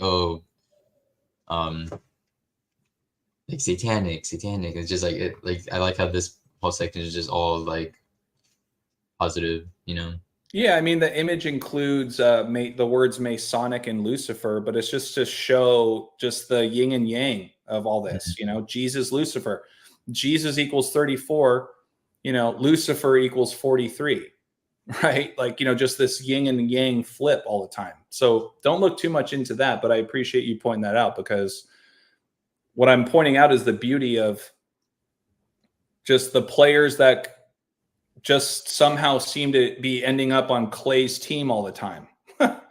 You know, we touched on the Andrews, we touched on Sean Livingston, we touched on Draymond Green, Kevin Looney, you know what I mean? The Jordans, right? Jordan River, Jordan Poole, Jordan Bell. You know what I'm saying? Yeah. But yeah, so I guess keeping it moving. I think we got like 6 pages left or something. This next one is a lot to read. But I think it's worth it because then we're getting into a lot of images for the most part.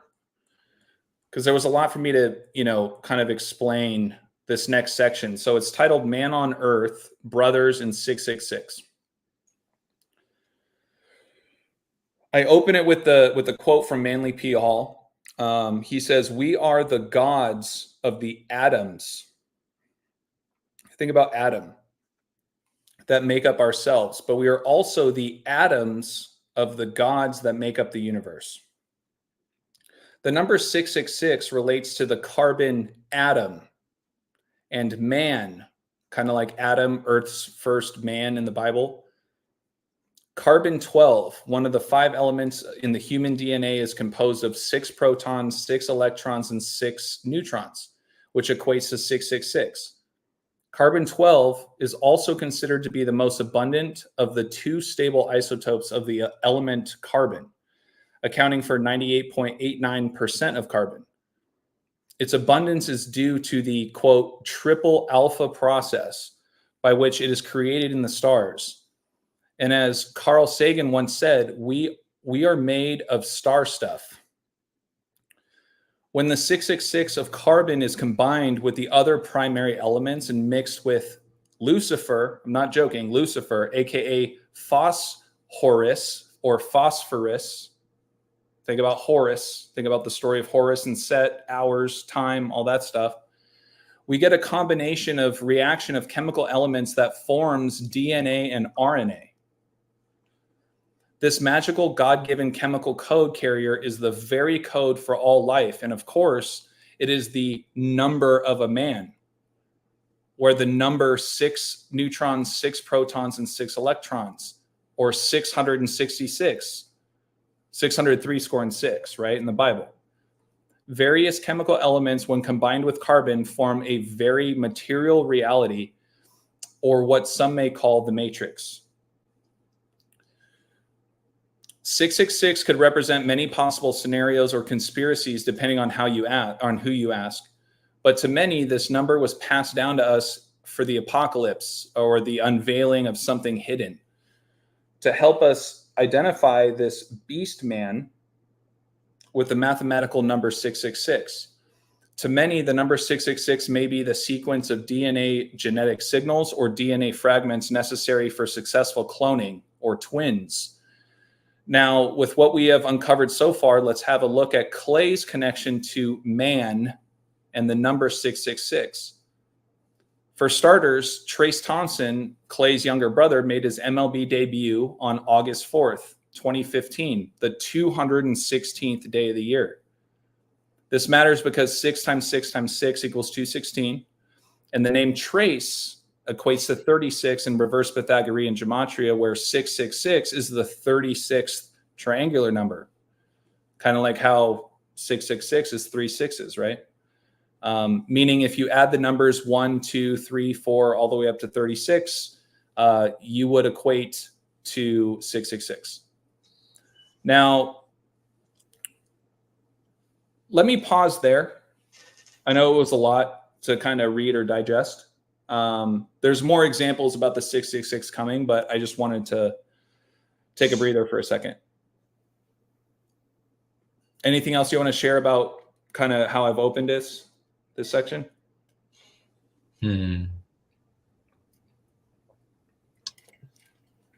If not, that's fine. If not, that's fine. Yeah. I'm not trying to put you on the spot. We'll just keep it going. So we already touched on, Trace Thompson's debut on the 216th day of the year and how man, ties up into 666 and DNA and all that stuff. So I wrote here on June 13th, 2022, YouTube personality Dawson Gurley, known for portraying the fake Klay Thompson for 8 years, he tweeted that he was officially banned from the Chase Center, which is where the Golden State Warriors were playing at that time, for life. He was banned for life. It just so happens that June 13th is exactly 153 days before the Black Pope's birthday. Arturo Sosa, who was the 31st Superior General of the Society of Jesus, where Jesus is referred to as the first and only Son of God, and 31 is the 11th prime, reminding how Klay Thompson was born, or has worn the number 11 his entire career. His first initial is K, the 11th letter, which he has publicly touched on. For another point, Klay's younger brother Trace, right? Like I said, he was born 15/3, taking us back to the miracle catch of 153 fish. And I just show here in Francis Bacon, the name Dawson Gurley, the guy who played fake Klay Thompson, his name equals 216 in Francis Bacon gematria, which is what we talked about earlier. The lower, the alphabet lowercase and then the alphabet uppercase. Mm-hmm. Even the phrase banned for life equals 666 in Sumerian. And that's just when you multiply the alphabetic order by 6. Wow. So moving on here. Additionally, I say Dawson Gurley, fake Klay Thompson, was born on Klay's 101st day of his age, where 101 is the 26th prime. And this matters because God equals 26, and there are 26 letters in the alphabet. And I just point out here, Genesis 1:26 says, "Let us make mankind in our image, in our likeness, so that they may rule over the fish and the sea." The 26th Bible verse, right, mentions the fish and the sea. Chase Center also equals 101, which he got banned from, but Can show them the image here. See, Warriors banned fake Klay Thompson by surpassing security in the finals. And then this is just a screenshot of I think it was my thumbnail on my Instagram. Because, just think about that, right? The whole 666 thing. Like if you look at it, it's 3 6s, pretty simple stuff. Yeah.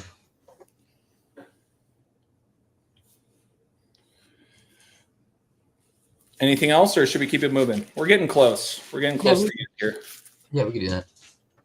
All right. So I just say here, as already mentioned, 666 is considered the number of the beast, referenced in the book of Revelation, the 66th book of the Bible, and the Church of Satan, founded in San Francisco, where the Warriors are now based. They were founded in the year 66.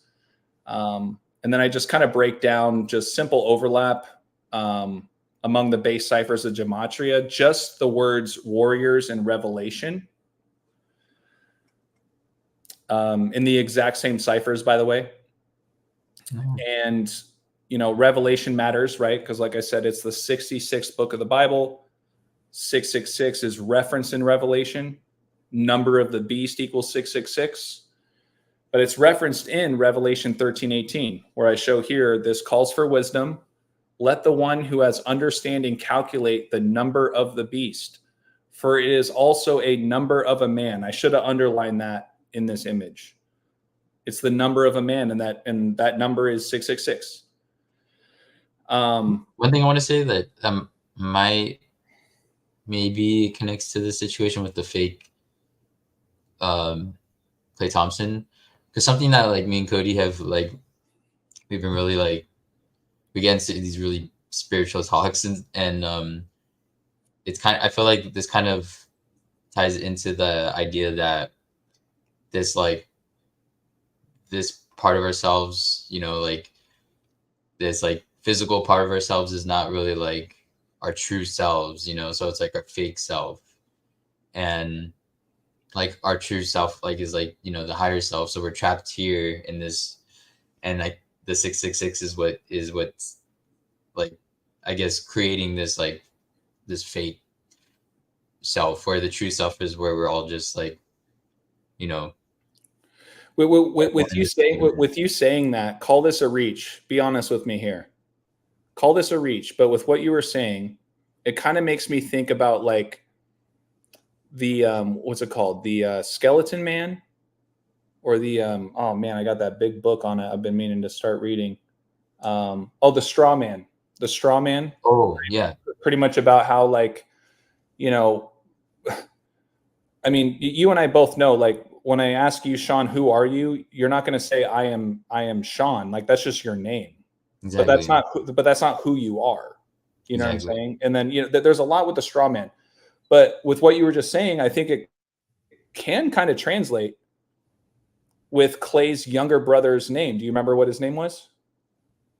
Wait, Trace is the Trace? Younger, Trace? Yeah, younger brother. So Trace, just think about Trace. It's almost like you put something on a piece of paper and you just trace around it. No, that's good. That's really good. You know what I'm saying? Wow. And then you just kind of cut out the tracing, but it's not really... the actual thing. You're just tracing it, Yeah. You're just creating I don't know. I call it a reach. But that's the wavelength I'm on, when we're talking about this kind of stuff. Yeah, no, that's on point, in my opinion. So let's keep it moving here. Once again, we're getting really close, you guys, really close. So I just show right after that image, fake Klay Thompson, by the way, equals 666. So does number of the beast. So does lifetime ban. So does Chase Center, right? And to this day, everyone's doing the 666s. They're putting it over their eyes and stuff when they're, celebrating a 3. But I thought it was really interesting when I typed out fake Klay Thompson banned for life. That was the title essentially of a lot of the articles that came out. It equals 1318 in satanic gematria. Wow. And then I just share with you, like we just read, you guys, Revelation 13:18 is the verse in the Bible that speaks about 666. And it's in the satanic cipher. where fake Klay Thompson banned for life equals 1318. And I just said, I just wanted to touch on why San Francisco is so important to this ritual, because the Warriors at this time were still in Oakland, but they were in midst of transitioning to San Francisco, where they play now. And that matters because San Francisco is the home of the original Church of Satan. Okay. And what I say here is that even further, San Francisco is located on the 122nd parallel west. And that matters because Golden State equals 122, just like San Francisco, just like Satanists, just like satanic, just like Satanism, just like banned. And that just ties right back up to the 666s and all that stuff that we've talked about in this particular ritual or synchronicity, whatever you want to call it. Yeah. If you can go to the next image, I already touched on this essentially. This is just to show you guys what I'm talking about. Church of Satan was founded in San Fran. Game was played in San Francisco on 122. This is, I didn't touch on this. This is probably a mishap on my part, but that 122 game that's in that image is referring to when Klay had a very satanic ritual on December 2nd. This was very shortly before Joey and I started our Patreon. I would have to go back and dig up exactly what it was, but most importantly, I'm just showing you an image here of what the original Church of Satan looked like. It's no longer there. The space is still there, obviously, but just showing you guys, why the Church of Satan was founded in San Francisco in the year 66. You know what I'm saying? Yeah. So keeping it moving, I say here, this all comes together when you see that Klay Thompson's 666 regular season game. This is what I was referring to about the 122 connection, right above it. If you can scroll back up real quick. So if you notice at the top, I say here, the game was played in San Francisco on 122. This next part is what I'm referring to. Klay Thompson played his 666th regular season career game in San Francisco. How perfect is that? I mean, you got 50-50 odds there, but of course he's going to play it in San Francisco, located on the 122nd meridian on December 2nd, the date written 122, against the Chicago Bulls, who have the horns, the red team with the horns, exactly 66 days after the Warriors head coach's birthday, who was a former player of the Bulls. And the Bulls were founded in the year 66, where Bulls equals 66, just like the Church of Satan was founded in 66.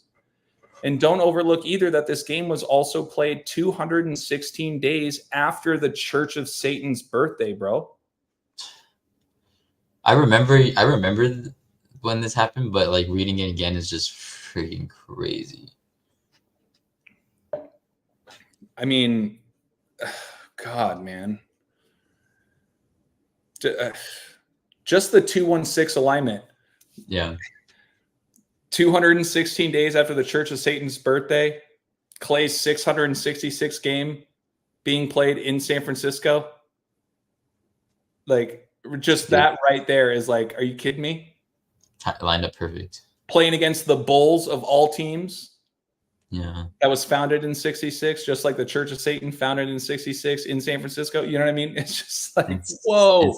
And 66 days after Steve Kerr's birthday, and he played for the Bulls. Like, yes, exactly. And he played for the Bulls. Dude, yeah. So here's that image. The next one just shows the image there. It's just Church of Satan founded April 30th in the year 66, right? Church of Satan worships the number 666. Game was played 216 days after the Church of Satan's birthday. Just to show you guys the alignment right there. December 2nd, written 1-2/2. 122.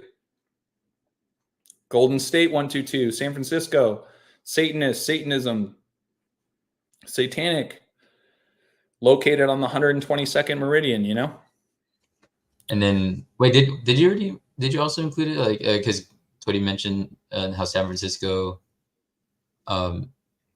Wait, is it San Francisco Bay equals 122 or San Francisco equals 122? San Francisco equals 122, just like Oh. Golden State. Okay, Just like Golden State.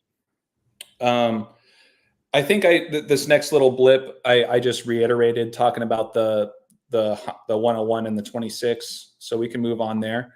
But check this out. This same game we were talking about, I wrote here, I said, in Klay's career with the win on this date, right, December 2nd, he improved to 11-5 versus the Bulls all time. Well, that's funny because Lucifer equals 115.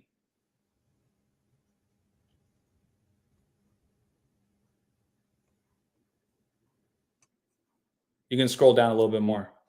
See what I'm saying? So Klay improves to 11-5 versus the Bulls in his 666 career game, where Lucifer equals 115, and it was 216 days after his coach's birthday, or no, 216 days after the Church of Satan's birthday. So, you know, well, once again, you guys, I said this earlier in the live stream, like, I am not sharing this to be like Klay is evil. I'm showing you the different lights and rituals and synchronicities and stuff that are just happening. You know, it's not just Klay. I'm honestly working on a whole book about how many 666 rituals are going down all throughout sports and all throughout news. Like, just a fat fucking book, like, to show you that it's not just Klay. Like that, like, this part isn't to demonize Klay at all. Please, but that's please do not misconstrue this. That's what's cool, is that how you started the chapter is you started in the context of how 666 connects to man, you know. Yes. So you premised it with that. So that's why I know, like, why you find all this significant at all, because it has to do with something deeper than just, oh, he's a bad guy. Right. Yeah. And like, you know, I just thought about this with what you just said. Like, think about, like, when you think about Satan and Lucifer and all that stuff, he was a fallen angel, right? Or kind of representing the fall of man. Right. Like when people are not upholding their morality and virtues and all that, right? Like they're a fall of a man, kind of like how Lucifer, it was the fallen angel, right? Right. So next here, I just point out, I say, moving on, Klay's older brother, Michael, he was born June 1st. The date written 6-1 in the US, which matters because per the base ciphers of English gematria, look at all of the words that equate to 61 with everything that we've been talking about. The Bay, news, church, miracle, Roman, Hebrew, Psalm, Jesus, cross, Ohio, time, Lord's Prayer, Mystery Babylon, skull and crossbones, Christian, Darwinism, mind control, Christmas.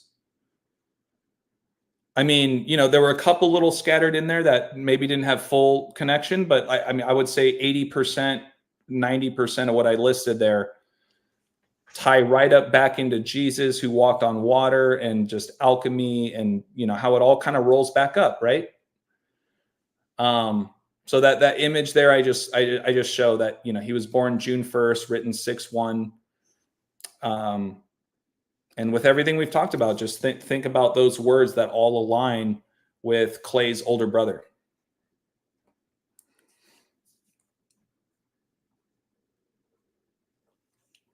Not to mention that, you know, Michael Thompson, this is a photo of him when he was a junior or a senior, when I was a freshman or a sophomore in high school. But I included that screenshot there just to point out that Michael played basketball before he transferred to our high school, Santa Margarita. He played at Jesuit High School in Portland. So he played for Jesuit, and then he transferred to a Catholic school. You know, for those of you guys that don't know, shout out to Zenith. I think Zenith mentioned earlier, Society of Jesus equals 191, which is the 43rd prime. And that goes right back to what we were talking about with the 43s and the 14th prime, right? And Sean Livingston, God is gracious, Livingston, living sun, living water, right? But I don't know. I don't think it's a coincidence that you know, Clay's older brother played for Jesuit high school and then transferred to Santa Margarita Catholic high school before ending up to play for the Waves in Pepperdine. This next part I thought was super interesting. Like it just kind of blew my mind, honestly. And this is, yeah, we got like 4 pages left. So what I wrote here, I said, even further, Klay Thompson and Trace Thompson, 2 of the 3 Thompson brothers to have a long-lasting career in professional sports, they were born exactly 400 days apart. And what's really interesting with everything we just talked about with 666 and all that stuff, if you can scroll down, Sean, notice that Thompson in satanic gematria equals 400. Wow. And their birthdays are exactly 400 days apart. Wow. And don't forget, Trace, he made his debut in the MLB on the 216th day of the year. You know what I mean? Yeah. So I just thought that piece was really interesting. I had to have that in there. Next, I say the last name Thompson stems from the first name Thomas, which means twin. This matters because the oldest Thompson son of Michael Thompson is Michael Thompson, just spelt differently. Instead of an A, it's an E. And he was born June 1st, like I talked about, making him a Gemini. So you know what? I misspoke earlier, right? The older brother is not a water sign, right? Well, correct me if I'm wrong, Sean. You'll know this. Is a Gemini a water sign? I don't think it is. I'm actually Aquarius, Pisces, and I mean, we could do a quick Google on it. But... yeah, I can just check real quick. I think it's an air sign. It's an air sign. Okay. Yeah. Air sign. Yeah. So I apologize. I misspoke earlier in kind of recapping, but the main connection once again with Clay's older brother and younger brother is the 153. You know what I'm saying? Yeah. But so I clarify here. I say, look, this matters because the oldest Thompson son of Michael Thompson is Michael Thompson, spelled differently, born on June 1st. He's a Gemini, okay, which is a twin sign of the zodiac. And it is believed by many that Jesus, God's first and only son to take human form on earth, was a twin. That he was a twin and guess what his twin name was? Thomas, which means twin. A lot of people I'm no, Bible thumper. I'm no expert at all on the Bible. I'm learning as I go. But from my understanding, Sean, correct me if I'm wrong. Is there the story of Jesus's twin Thomas in the latest renditions of the Bible, like King James Bible and New Translation? Yeah, I need to resurface it too, just like because you can do a quick Google search, like type in Jesus twin Bible, whatever, and like you'll find clips and stuff. But like, I guess for me, I haven't researched it to look at, okay, if it is in the Bible, what verse is it? And then pull out my Bible and look for it, but from my understanding, that chapter or whatever has been slashed from a lot of the newest publications of the Bible. Yeah, I think even when you look it up, like it's not like it's one of those things where it's like parts of it was taken out, so it wasn't made. It's not as clear. So like it even says like one of the first things you see when you look that up, like Jesus' twin brother Thomas, it'll be like an article, like a PBS something article, and it's like, yeah, like the implications was that Jesus had a twin brother named Thomas, but I guess it's just the way it's based on the way things were translated. But like, what are the odds that what are the odds that the twin's name is Thomas? Like, come on, guys. There's so many names. There's so many names, you know. But anyway, so but think about that. Thomas and Thompson. Thomas Thompson. I mean, Yeah, Casey, you're right. Didymus. Thomas Didymus. Thomas Didymus. Okay. Didymus. But yeah, just think about that. Thompson, Thomas, right? Thompson stems from the name Thomas, which means twin, right? So scrolling down, I just show a screenshot there. I ain't lying. Thomas the Apostle was the twin brother of Jesus. And they even say, isn't that crazy? Look at that right at the top there. Oh, Didymus also means twin? That's insane. So Thomas, Didymus, both. So his name is Twin? It's like a twin of twins. It's like twin. Well, you know what's hilarious, Sean? The side note, remember how I showed you that clip where me and my wife have a very quick blip on Vanderpump Rules, the reality TV show? Did you tell me that?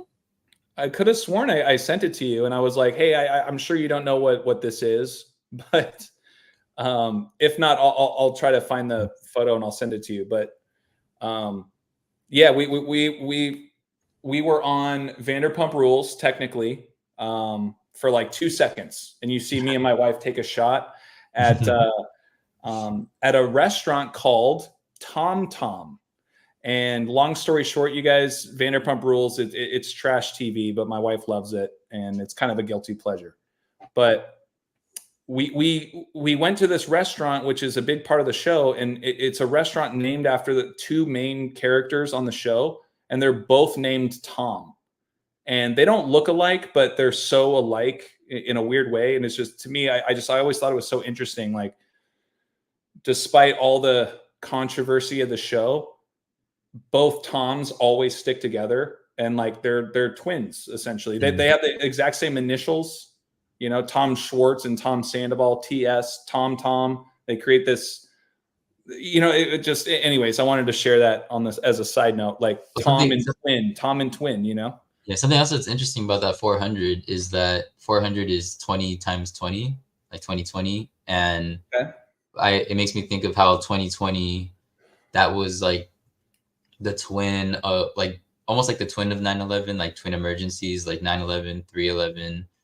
And then that also has to do with the Matrix, because Thomas Anderson, like, his birthday was, I think his birthday was on March 11th in the movie, and his license expired on 9/11, so he had like a 9/11 3/11 connection, and then that also ties into Thomas Anderson and all that Tom stuff. But yeah, I just thought like, well, you know what's funny about you saying 2020? What's 2020 reduced in numerology? 22, right? I mean, technically 4, but if you slash the zeros out, you get 22. Yes. If you type out twins, it equals 22 in Pythagorean. Wow, that's perfect. You know? But yeah, okay. So keep it moving, I guess. I mean, you know, the other thing is just think about this. Like, look at that screenshot. Sean, if you can scroll back up real quick. Oh. Yeah, right there. Look, twin. Thomas comes from the Hebrew word ta'om. Ta'om meaning twin. So I write right after here, I say, notice too that the name Thomas stems from the Hebrew word ta'om, an anagram of the word Adam. The word atom, A-T-O-M, like Adam, like 666 and all that stuff, right? Referencing back to the beginning of this book, and Adam being the first man on earth, according to the Bible, a Tom or a twin, right? Think about that. Atom, a Tom. If you took Adam, A-T-O-M, and you split A with the T-O-M, it says a Tom. What does Tom mean? Twin, a twin, atom. Ta'om. You see what I'm saying? Like, it's that wordplay that's right in front of your face. It's like you just move the words around. You're like, holy shit, look how much it all like connects. That was good. I never caught that. That's really good. Yeah. So I say, speaking of brothers and twins, it's worth pointing out that Klay's younger brother, Trace, plays professional baseball the same time that Klay is in the NBA, reminding how Steph Curry's younger brother, remember, Steph Curry, he has a younger brother. His name is Seth. He plays in the NBA the same time that Steph and Klay play together for the Golden State Warriors, where they are nicknamed the Splash Brothers. So think about that. Klay and Steph are Splash Brothers. And Klay and Steph both have brothers playing professional sports. One happens to be in the NBA. The other one happens to be in the MLB. You know? I said this matters because Seth Curry's middle name, he's Steph Curry's younger brother. His middle name is Adam. Wow. Adham. And Seth was the third son of Adam and Eve in the Bible, behind Cain and Abel, where Cain murdered his brother Abel prior to Seth's birth. And don't forget, according to the Quran, God created man, Adam, from clay. See what I'm saying? Hopefully that made enough sense. But just think about Steph Curry, Currency Water. His younger brother is Seth, who was the third son after Cain and Abel, the brother story. And you have the whole other brother story with Horus and Set. Yeah, exactly. Or Seth. You see what I'm saying? Yeah. So moving on here, we're literally at the closing. I write here, in closing, we're just going to rattle this off, right? And I'm already getting ahead of myself. But check this out, you guys, and then we're going to open it up. I said, in closing, I will tie this up by referencing an excerpt from the introduction of my first book, Wordplay, which is this one right here. I can email it to you for free. No more hard copies left. I don't know if or when I'll make another one of these, but if you want it for free, it's a big read, 500 pages. Just let me know. What I write in the opening part of that book, I say, before we dive into the world of scripted sports and sports entertainment, which controls a significant mind's eye of the masses, I'd first like to provide a few examples of the origins of certain words that we are all very familiar with and their relationship to the gods of Egyptian mythology. Per Britannica.com, Horus is an ancient Egyptian god who was depicted in the form of a falcon, whose right eye was the sun or the morning star, representing power and quintessence, and whose left eye was the moon. So once again, we're going right back to the sun and the moon, or the evening star, representing healing. In other words, the god of Horus represented both the sun and the moon in Egyptian religion and Egyptian mythology, the foundation of how we identify time today, where the word hours is an anagram of Horus, Horus, Hours, where that comes from, 12 hours in the morning and 12 in the evening. The god of Horus is also found in the roots of the word horizon, right? Where the sun rises and where it sets each day on the horizon when it goes up and down, right?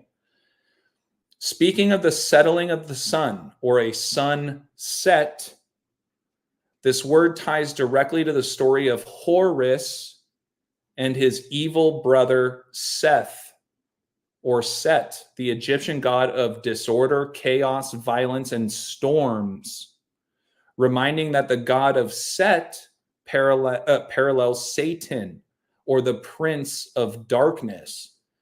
And when the sun sets, there is now darkness. It is said that Horus lost his eye in one of his many battles against his brother Set for the throne of their father Osiris, whom Seth killed. Think about Osiris and Iris in the eye, right? So you know, like his eye gets taken out in a battle for the father kind of thing. I say the eye of Horus represents protection, health, and restoration, which is also symbolized as the third eye, as we have 2 physical eyes in the head and 1 in the mind. This book was written to help reopen your third eye, as there have been efforts since your birth to keep it closed, keeping you from self-healing, understanding of self, and restoration of your time here on what we call Earth. So we're going to skip the thank you, but we got one more page here, one more page. So if we can just sit on this image right here real quick, right? We talked about this, the 666, the 666 over the eyes, the eye of Horus, right? Why do you put it over your eye? Why don't you put it over your ears? Why don't they run down the court being like, woo, you know? Why don't they go like this? I don't know. Like, but no, they got to do it over the eye, all-seeing eye of Horus. Yeah, so I know that was kind of a thicker read, but we're really close to the end here. But I just wanted to give you a chance to say anything, if there is anything, or we just wrap it up here. Yeah, we can just wrap it up here. All right, cool. So last page. I find this quote relevant in line with what we've touched on regarding Seth, Steph Curry's brother, and his middle name Adam, where Seth was the 3rd son of Adam and Eve. And in Egyptian mythology, Set or Seth took the eye of Horus, symbolizing the 3rd eye, in one of their many battles for the throne of their father Osiris. And once again, iris of the eye. Even further, Klay's father, Michael, and older brother, Michael, are named Michael, which has the Hebrew meaning, who resembles God. Okay? Who resembles God is the translation of Michael. Remember, it is said that that we as humans were made in the image of God. And we were made from clay, right? Where Isaiah 64:8 reads, "You are our Father. We are the clay. And you are the potter." Kind of like pot and weed. But we are all the work of your hand. I think it's really interesting that the last line essentially in my book before the thank yous is the word hand. And then I end up, writing a book later called The Hand. But like, think about like how potters and hand, like they form, it was God's hand that created man, right? Through clay. You know what I'm saying? Yeah. And yeah, so I just end it there. We don't need to read the thank you. I'll already thank everybody for once again giving me some time or attention. Thank you, Sean, for the platform and giving me the opportunity to walk through another mini book. I just thought those images right below this, it was pretty impactful, just showing, the hand or the potter. You can't make the pot without the hand, right? But if you can scroll down just a little bit, it'll just show what I was just emphasizing. But lastly, like look at this Egyptian, image I came across, where essentially, it's these 2 gods that are, I don't know if this is Horus and Set. It wouldn't surprise me, but just notice that they're kind of molding man. You know what I'm saying? Mm-hmm. So I thought that was pretty impactful. Yeah. Yeah, no, I agree. So real quick, I need to do one more bathroom break. I'll be quicker though this time. I had to let the dog out last time. Okay. So just give me like probably a minute. I'll be right back. Okay. And again, everyone, thanks for being here. So I think as usual, I like to end it just by or not end it, but I like to, like after we finish, I just like to let my videos ride out with have anyone hop on to just talk if anyone's down. So I can leave the link if anyone's down, and I have like 30 minutes because I have to pick up my friend from LAX. But yeah, I mean, just if anyone's down, just if anyone wants to say hi, because it's way more fun. So just if anyone's down. But yeah, it's fun doing these. It's fun. Yeah, I definitely the Dirk I've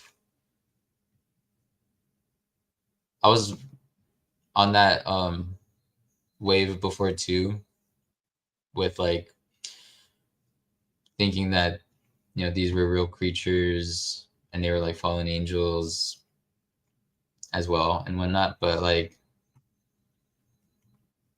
I don't know, it's hard to prove that, I guess. I mean, it's possible, because I used to be like, oh, these were the Nephilim, but everything about Egypt still fascinates me. That was really what was my, like, the beginning of my waking up, is when I started realizing like they have pyramids all around the world, and like if they couldn't communicate with each other, like how did they have these structures that were so similar? And people just don't really, it just seems like it was such a mystery and people just accept it as such. But however, like if evolution is real, but they were able to accomplish things back then that they couldn't now, and it just kind of seems hard to believe. But what's up again, AJ? What's up, dude? You want me to leave it here? And you want to? Yeah, I mean, we don't necessarily have, like, I've been reading enough and talking enough. For any of you guys who do have my books, I guess I'll just use this one more time to plug it. This is this was like my second one I did, but I got 6 now. I got my 7th. That'll probably go to print this weekend. This is my big boy, Sean. Shout out to you. Every time I see this book, man, I just remember when I first met you, man. You had this in your hand, and I just like, I'm like that, dude. It was an amazing feeling, man. It was really, really cool that you did that. But yeah, and once again, technically, my next book is going to be about Kobe. Just in light of this being the 2024 Kobe year. Kobe's memorial was on 2/24 in 2020. It's called Forever Young. I'm finalizing the cover. But yeah, it's going to be way shorter than even these guys. And then, Fool's Gold, all these books, they're all very small. You know what you can do, Sean, is, this is a great, like, I'm so glad I put this at the very end of the book. With everything we've talked about with Klay, scroll down a little bit and just show the image that I left it with after the thank you. It's Klay as Patrick Star in the ocean. And I'm telling you, this shit went viral years and years and years ago. Like, everyone thought it was so funny, like Klay as Patrick Star. And it is funny. But once again, just think about everything we talked about today. Just him in water. Of course, once again, it's viral, but he's like a character that's in the ocean. You know what I mean? Right. Dude, yeah. It's a hilarious image, but once again, it just proves once again, look, as a final goodbye, thank you. Here's an image of Klay as Patrick Star. Where did that image come from? Dude, I have no idea. I mean, like, if you just go to Google and just type in Klay Thompson, Patrick Star, you're going to see all kinds of shit that popped off like years ago. about this. It's even more And bizarre. It's like what's that? that's like more bizarre. It's like what are the odds of that? Yeah, like it went viral. Like, I mean, there's a lot of other NBA players that they could have done this with, or MLB players or football players, or but no, it popped off about Klay. Like I don't, I mean, it's funny. It is funny. I understand why it went viral, but it's that final little nugget to be like, yep, and here's another one of, Yeah. Klay. I didn't emphasize in the book that this image went viral, but I thought it was just a funny walk away, But yeah, so all I'm going to say, you guys, once again, I've said it 100 times, 6 books available, mini books, and then I do have my big one, so technically 7. The hard copies are few and far between, so I don't really have inventory on that right now, but I have everything available via PDF. I can email it to you just like I did with Sean. I know I always mail Sean my hard copies too, but for anyone that wants a copy of this book, any of the other books that we've reviewed so far, I mean, Sean, you and I got, let's see. I mean, technically 3. I got 2 in hand right now, right? What are the odds in 8 days a week? We could look into one of those. But I also got the Kobe book coming too. So if we want to do that in the Kobe year, we could prioritize that. But as you know, it'll take a couple weeks to get that in print. But yeah, so that's where I'm at. Just, DM me on Instagram or send me an email. Sean, if you can just put my email address either in the comments or in the description or something. That way people can reach out to me. I will do that. Yeah, man, thanks for making the time to do this. And it's so fun, dude. Like I honestly wish we just could do this all day and like more often. Like I wish we could do it like every day. But yeah, I mean, it's been fun doing these. I definitely I don't know if you have like any type of name for it where I can like make a playlist and like I don't know, I was thinking about like AJ's Corner or something, but that's just basically stealing Rambo's Corner. But if you had like any fun ideas for it, like 'cause I'm trying to start organizing my page a little bit more, and so yeah, I'm gonna make like a playlist of. Well, I mean, we've already been kind of, I'm sorry to cut you off, Sean, but I feel like we've already been kind of carving out like a little thread, if you will, like you can title it whatever you want. You could title it AJ's book reviews or something, Mm-hmm. or you can title it AJ's Corner. I can promise you Rambo's not going to have a problem with that, or Zach. I mean, yeah. You know what I'm saying? Like you can title it whatever you want, but like this is what our third, this is our fourth, our third, right? Fourth? Because we did, what was the first one we did? The hand, right? The Hand, and then Matt on the Moon, and then we did Fool's Gold, and then so Klay of the Earth, 4th one. And he wore number 4 at Santa Margarita with me. That's fun. Yeah, I'll definitely do that. And then I put the link in case just so people can come say hi if that's cool with you. So my friend Casey wants to come say hi. And I don't know how much more time do you have? I probably got like 20 to 30 minutes. I know I've said that in the past, and I extend my time because it's hard not to. But yeah. So I would say 30 minutes. Okay, I have 20 minutes, and then so just. Do you have any last words before we just kind of like freestyle it? No, that's it. I just appreciate everybody being here and any support. Yeah, thanks everyone. Hey, what's up, Casey? Hey, what's going on? How's your day going? Pretty good. I'm back on the mail route. Nice. Have you and AJ like been able to officially meet, like say hi? Have you, AJ? Or have you and Casey like officially? I don't know. I mean, Casey, that's unless you and I have talked in DMs on Instagram or something with a different name, but no, I can't say that I'm familiar. Well, Casey, this is AJ. I mean, I know you're familiar with him, but yeah, you guys can introduce each other, and then AJ, Casey's like he's like basically what Rambo is like to you. Casey is like to me. He's like my mentor right now, and along like as well as the others too. But like yeah, I mean, me and Casey talk like almost every day, so it's like he's been in the game for since like 2017, and it's just like huge privilege. But yeah, I mean, if you guys want to say what's up real quick. No, that's awesome. Hey, Casey, all I will say is with what Sean just said. I mean, that's an incredible compliment, man. I'm super blessed to be connected with you today, and I can't wait to chat with you more. Because yeah, Rambo is my mentor.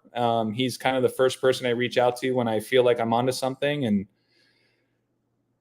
he always adds more to it. Like he gives me that validation, which feels great. But I always tell him, hey, tell me if I'm reaching, tell me if I'm off on something. But very nice to meet you, Casey.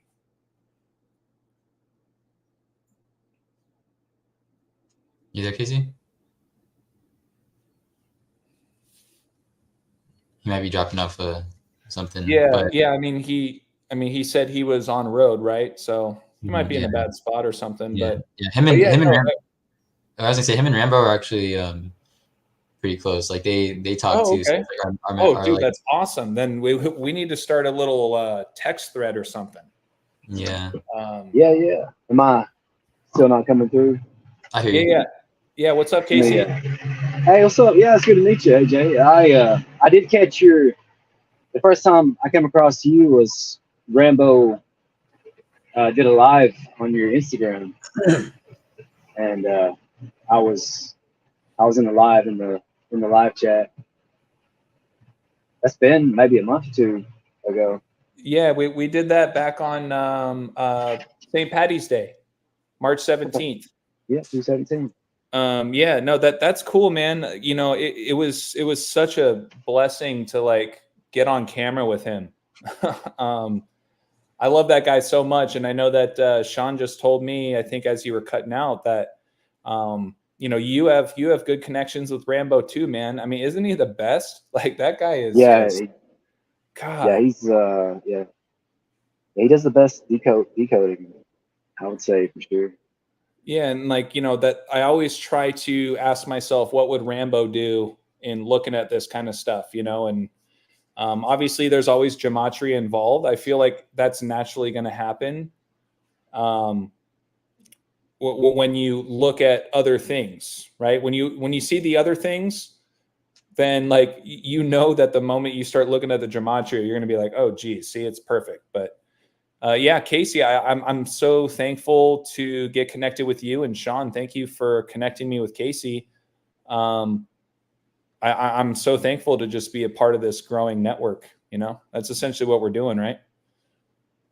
Yeah, no, it's just cool for me to see all the people that have like inspired me meet like and talk and stuff. Like, yeah, it's dope to me.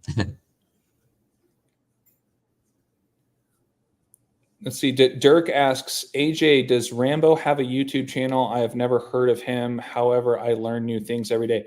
So Dirk, yes. I'm not sure when you joined the live, but I did mention this very early on. I even quoted Rambo in this book before he deleted his YouTube channel. But he's available on patreon.com, patreon.com/thetruthcodes. All one word. It's $5 a month. And since I've been talking to him, I've been telling him, I was like, dude, you should be charging at least 10. In my opinion, he should be charging way more than 10 even, but he's only charging 5. He is a minimalist.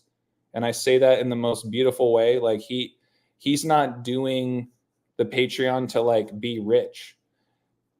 He's built enough of a community of people and trust where I'm not going to get too much detail about Rambo. It's not my place, but like he's a beautiful, beautiful mind, and he lives minimally. He just wants to be able to pay his rent, you know, eat some food, and he dedicates all of his time to researching. And he doesn't post every day because it takes several days for him to put out the videos and the content that he does. And it's just incredible. Like it's incredible for $5 a month. It's amazing. So yeah, thank you, Sean, for sharing that. And I'm sorry for kind of hijacking the chat right now. Oh, no problem. But there was something that I just thought was really fascinating. That Casey, if you want to share that story about you know, when I brought up the 2020, if you want to share that, I thought that was just crazy with you, and then your yeah. Oh yeah, yeah. It's kind of funny you mentioned the 2020 in light of the twins and Thomas. You know, Thomas Didymus is like AJ said, twin. And I'm actually a twin, and I'm a Gemini, and I have twins. And then I also have a daughter who is a Gemini that was born in the year 2020, and I was actually born my time of birth. Yeah, my time of birth is 2020. No way. So, Whoa. so Like military time, 2020? Yeah, military time, right? Wow. The 20th hour and the 20th minute of the day. Yeah. Damn. That was a good dude. year. That was a good year. My daughter was born, and I got married that year. And, 2020. Good for you, Casey. Hey, if you don't mind me asking, how old are you? 36. 36. Okay. Yeah. We're all in the same age bandwidth. I'm 34. I'll be 35 in March next year. Okay. Sean, you're what? You just turned 30? No, I'm 32. 32. Okay. Yeah, that's right. You're not that much younger than me. But cool. Okay. So Casey, you're probably a year and a half, 2 years above me, but you know, at the end of the day, time is a construct, right? Right. Yeah, Well, you know, Rambo is a twin too. Yeah. And Rambo is a Gemini, and he has a twin. Right.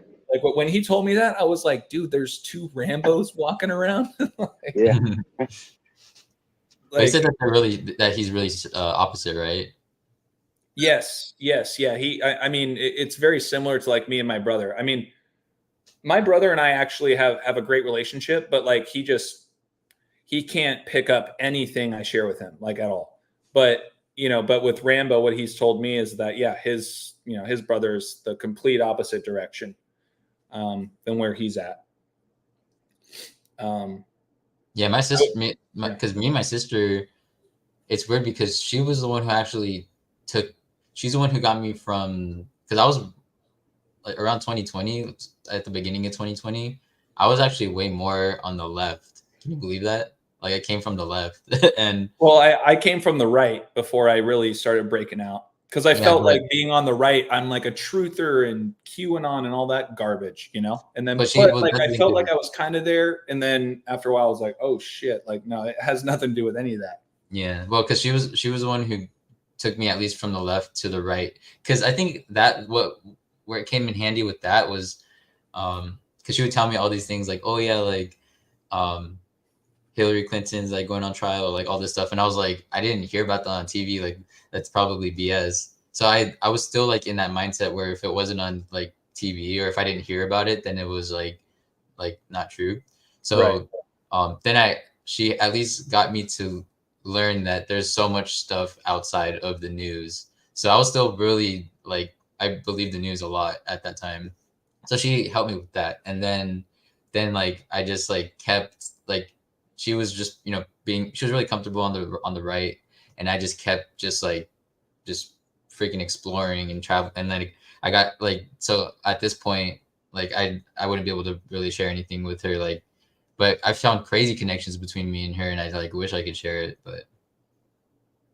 Well, I mean, that could be something you can consider about writing a book about. I mean, you got so much knowledge, man. And, I understand it's hard to juggle like a YouTube channel and an Instagram and your normal day-to-day job, and then like writing a book. Like it's, for me, I'm fortunate enough to have carved out enough flexibility in my life where I can do what I do and research, and then overall, like just kind of dump together some stuff and try to tell a story. And like I told you, man, it's very simple. Like I feel like when I'm writing these books, like I'm just like writing a paper about a topic that I want to share, you know? Yeah. But yeah, Casey, you still with us, man? I know you're on the road. Is there anything on your mind, Casey?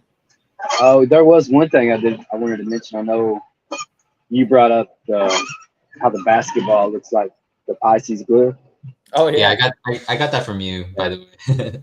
Yeah. Well, actually, I got that from a guy that called in Zach's show. He was talking about it. He's a guy from California, I believe. Anyways, there's actually a movie that Dr. J stars in, and it's called something like "The Fish Who Saved Pittsburgh." And what it's about is this this professional basketball team. They're really struggling, and so they consult an astrologer. She tells them, "Well, what you need to do is you need to assemble a team of strictly people that are born under the zodiac sign of Pisces." And Dr. J actually is a Pisces in real life. So Yeah, you know that just triggered another reminder of me about like, and we'll have to look more into. Actually, boom, I already found it. So think about this: biggest sports in the U.S. What would you argue? Like, Casey, I don't mean to put you on the spot, but I'm pretty sure you got this one. What are the top 3 sports, most watched sports in the U.S.? man, I'd have to say, The United States, not globally, yeah, just in the U.S. yeah, right. Would have to say baseball, basketball, football. Yes, perfect, Right. exactly. So you were just pointing out, right? The twins, the Gemini, right? For the Pisces? Symbol in or the what I'm Pisces? saying is like the basketball, right? The basketball. You were pointing out how it's got that, The Pisces, yeah. Yeah. So the Yeah. Pisces there with the basketball, right? It's got Right. that essentially the same with the baseball. Okay, yeah. With the baseball, it's the same way that the seams line up, you know? And then my point is then segueing to football, it's the Vesica Pisces. The football is the shape of the Vesica Pisces, which is the fish. It's the fish bladder, right? It's the vagina. Right. So yeah, I just, wow. That just kind of hit me as you were bringing that back up. I was like, wait a minute. Like every main sport in the US like has that direct connection to the fish. Yeah, I never thought about them all being under kind of having that Pisces symbolism. Yeah, you're right. Yeah. You know, because the field is 53 yards long, right? And Vesica Pisces equals 53. Once again, just the shape of the football. Which, by the way, for anybody in the chat that doesn't know what I'm talking about, just think of like a Venn diagram, right? When you take 2 circles, you overlap them just a little bit. We're talking about that almond shape in the middle. And that I guess that ties into the idea of alchemy too, you know, because it's about like the 2 circles becoming one, you know, like the Yes.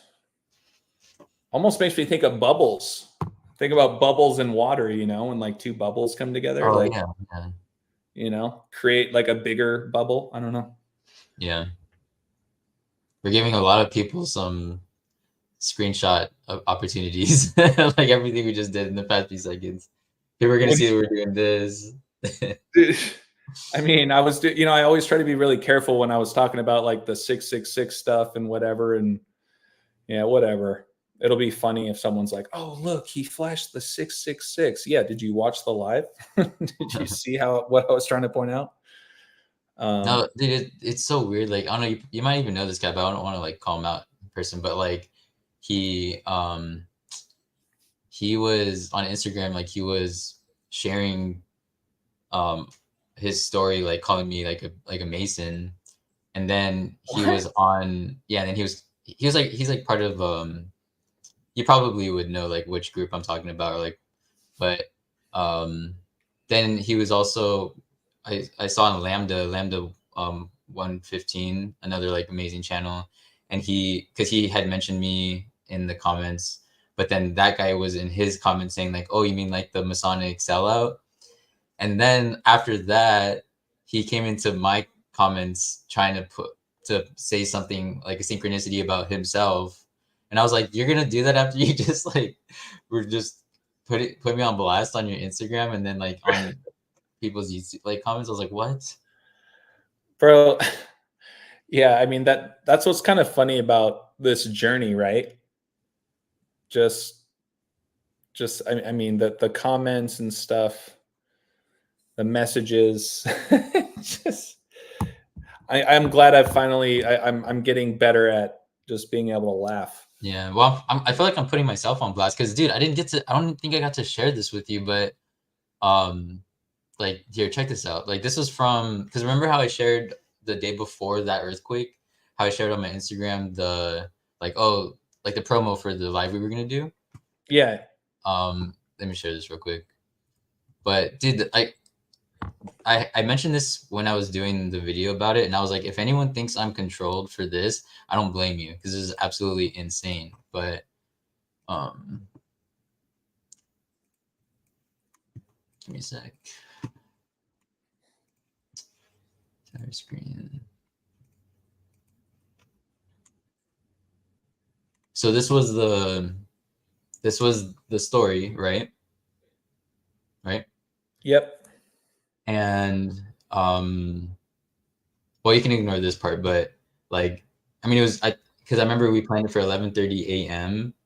and it's interesting because like, I mean, we didn't know that was gonna happen the next day, and Kobe Bryant equals 130 in Latin, but that happens to be the 690th minute of the day, and Kobe Bryant equals 690 as well. But this is worse. This is the worst part. Look at like I copied it word for word. I copied this word for word, and look what this equals. Oh, dude! Like I had no idea. I had no idea. Don't do that to me, dude. I'm just gonna. But that's. Oh my god, dude. Like if you accused me, I wouldn't blame you. I would not. I'm gonna have to reassess our friendship, bro. Hey, sorry, Casey. Give it back to Casey. What you got? Did Casey know this, or did Casey share that with you, or what? No, I just tried it. I have no one who found it, but dude, come on, man. And that was the day. That was the day before. Yeah, I didn't see. Sorry, go ahead, Case. I was just saying I didn't see what he was showing. I was here. My eyes on the road. I think I shared. I think maybe you've seen it before, but here, I'll share it again. But. You never texted that to me, Sean. You were saving that for the live, I guess.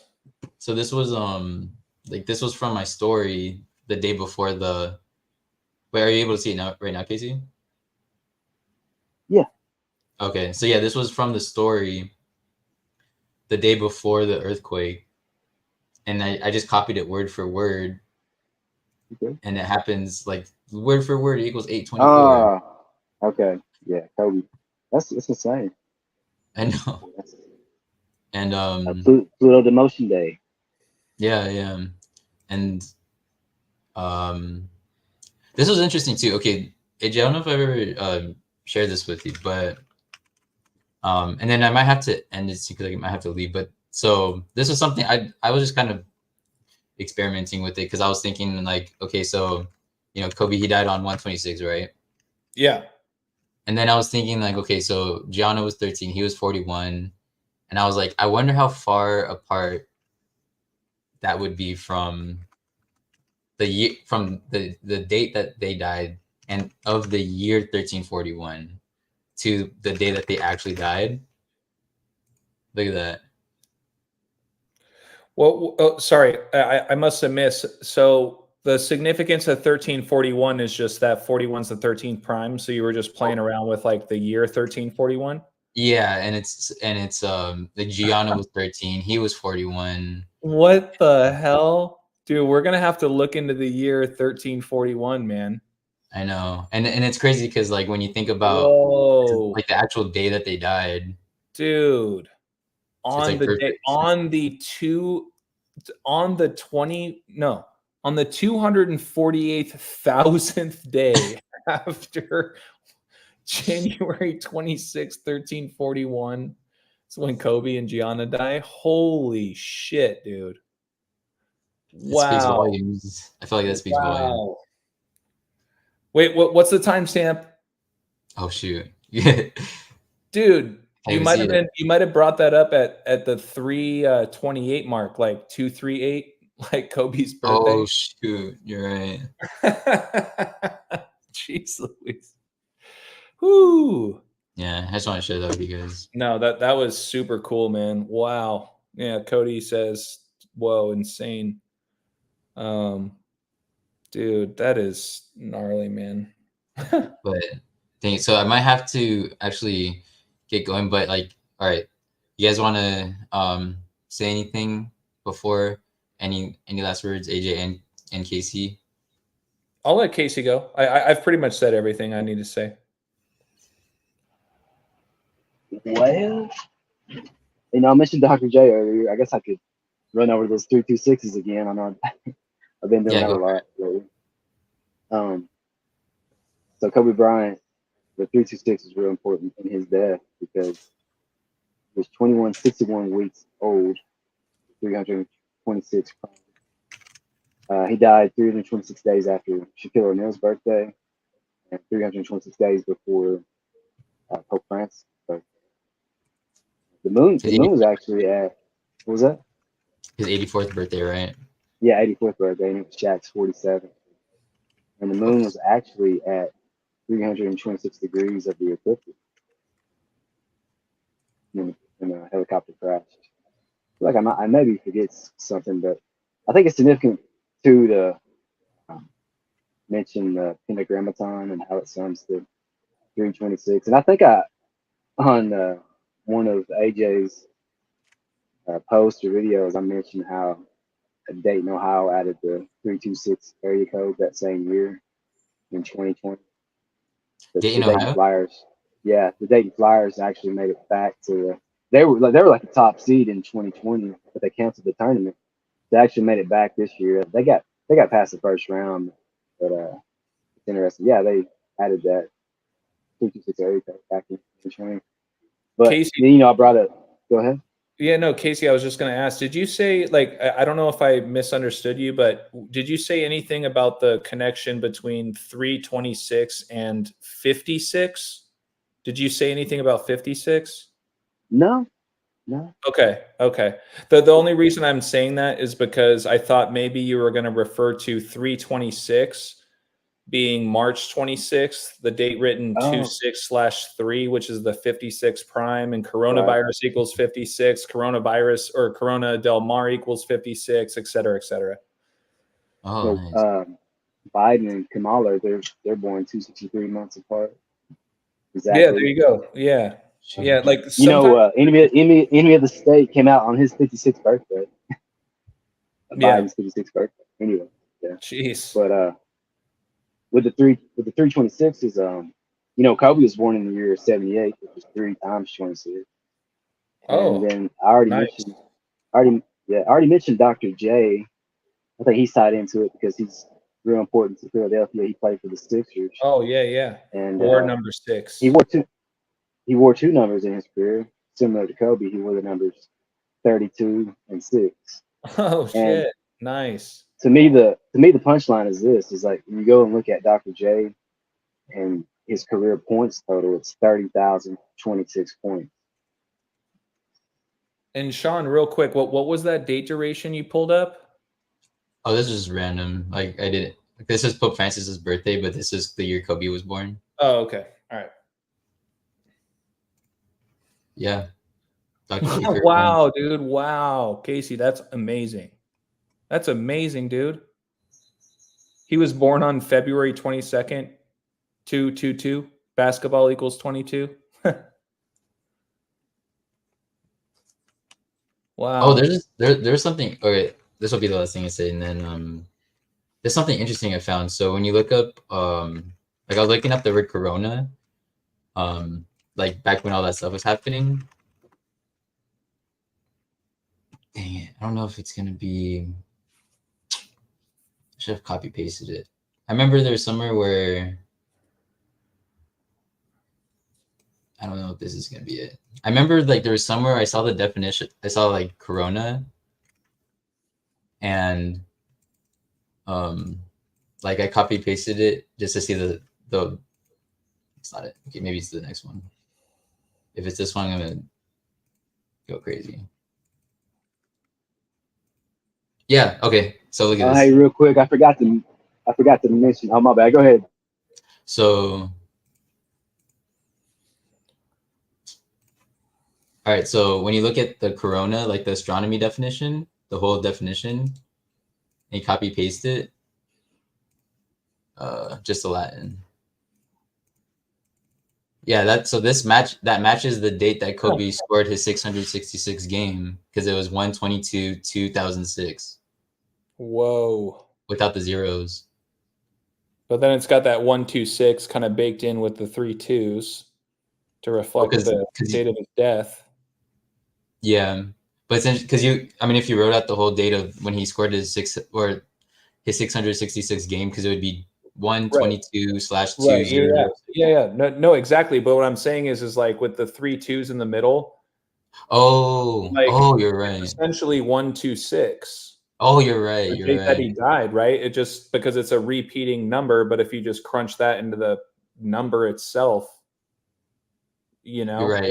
It's it's 126. Oh, I see what you're saying. Oh, that's insane. Oh, the 12226 is kind of like 126. But then it's also the date written 1/22/2006 crunched down by numerology. So that, I mean, no, you're 100% right. Yeah, it's a trip. That is a trip for sure. I mean, let me see real quick. 6, 7, 8, 9, 10, 11, 12, 13. Yeah, and then you add those numbers up, it equals 13, 41 the 13th prime. So there you go. Okay. Hey, with Kobe Bryant, real quick in the 326. You know, he has the initials KBB, which is like an 11/22. 11/22 is a 326th day of the year. That's the day JFK died. Wow. And they both died on their mercurial birthdays. So Kobe was 172 Mercury orbits old, and JFK was 193. So, and that's significant because they were both born under the rulership of Mercury. Gemini and Virgo are ruled by Mercury. So just want to throw that out there. Yeah, man. I need to get more up to speed on the astrology stuff. I'm a slow learner when it comes to that. Well, you're under good hands, man. You got Rambo. Yeah, no, that's very true. It's very true. I try not to bother him too much, but I space it out, and he's very responsive and extremely knowledgeable. But I'm so glad that I got connected with you, Casey, man. I mean, the shit you just shared blew my mind, bro.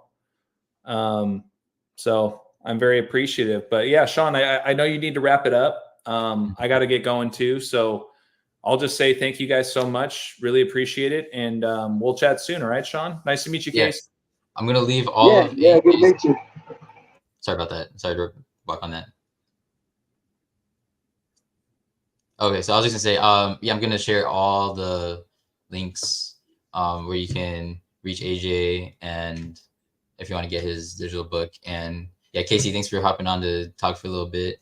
AJ, thank you for your time as usual. I want to hope maybe one day, like maybe in the near future, we can just do like a freestyle thing where the whole time we could just have just the homies come through and just talk. Oh, and okay, yeah, AJ, if you need to get going, but Zenith, because I saw that Zenith, he mentioned there's an important alignment, and he really wanted Casey to talk about it if you knew about it, Casey. But if you have to leave, AJ, yeah, like you can say bye. I got a dip. I would love to talk to Zenith once again. Zenith, really appreciate that video you did breaking down, what organically happened with me and Sean during our last read through.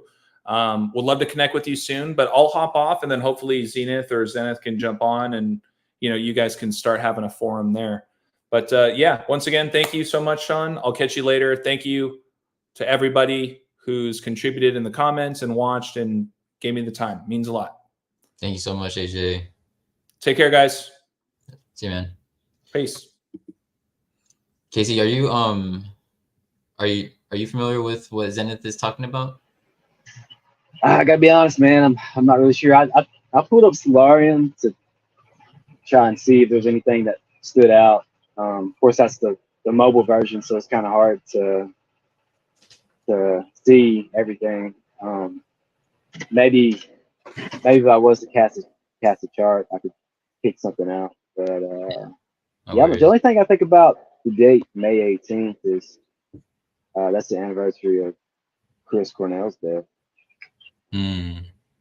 Black hole sun. Yeah. It's a big deal. It's interesting. So you know, we Okay. talked with the black hole.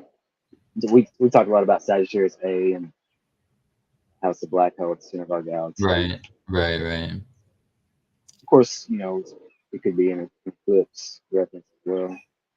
Yeah, I don't definitely. know, maybe Zenith probably may know more about it than I do. I think it's an interesting time of year as well because it's around the time that Sirius disappears from the sky because it's making its approach to the sun, so it kind of disappears behind the sun for about was it 70, 71 days. Yeah. Like right before You the know, Hellitic Rising. yeah. And then Chris Cornell, he's actually in another group. It's called Temple of the Dog. Oh wow. Yeah, one of his bands is called Temple of the Dog. So that's the only Hmm. thing I could think to mention about Okay. that date. No worries. But yeah, so I do have to get going to pick up my friend from the airport. But yeah, thanks again, Casey. I mean, I'll hit you up after when I'm free.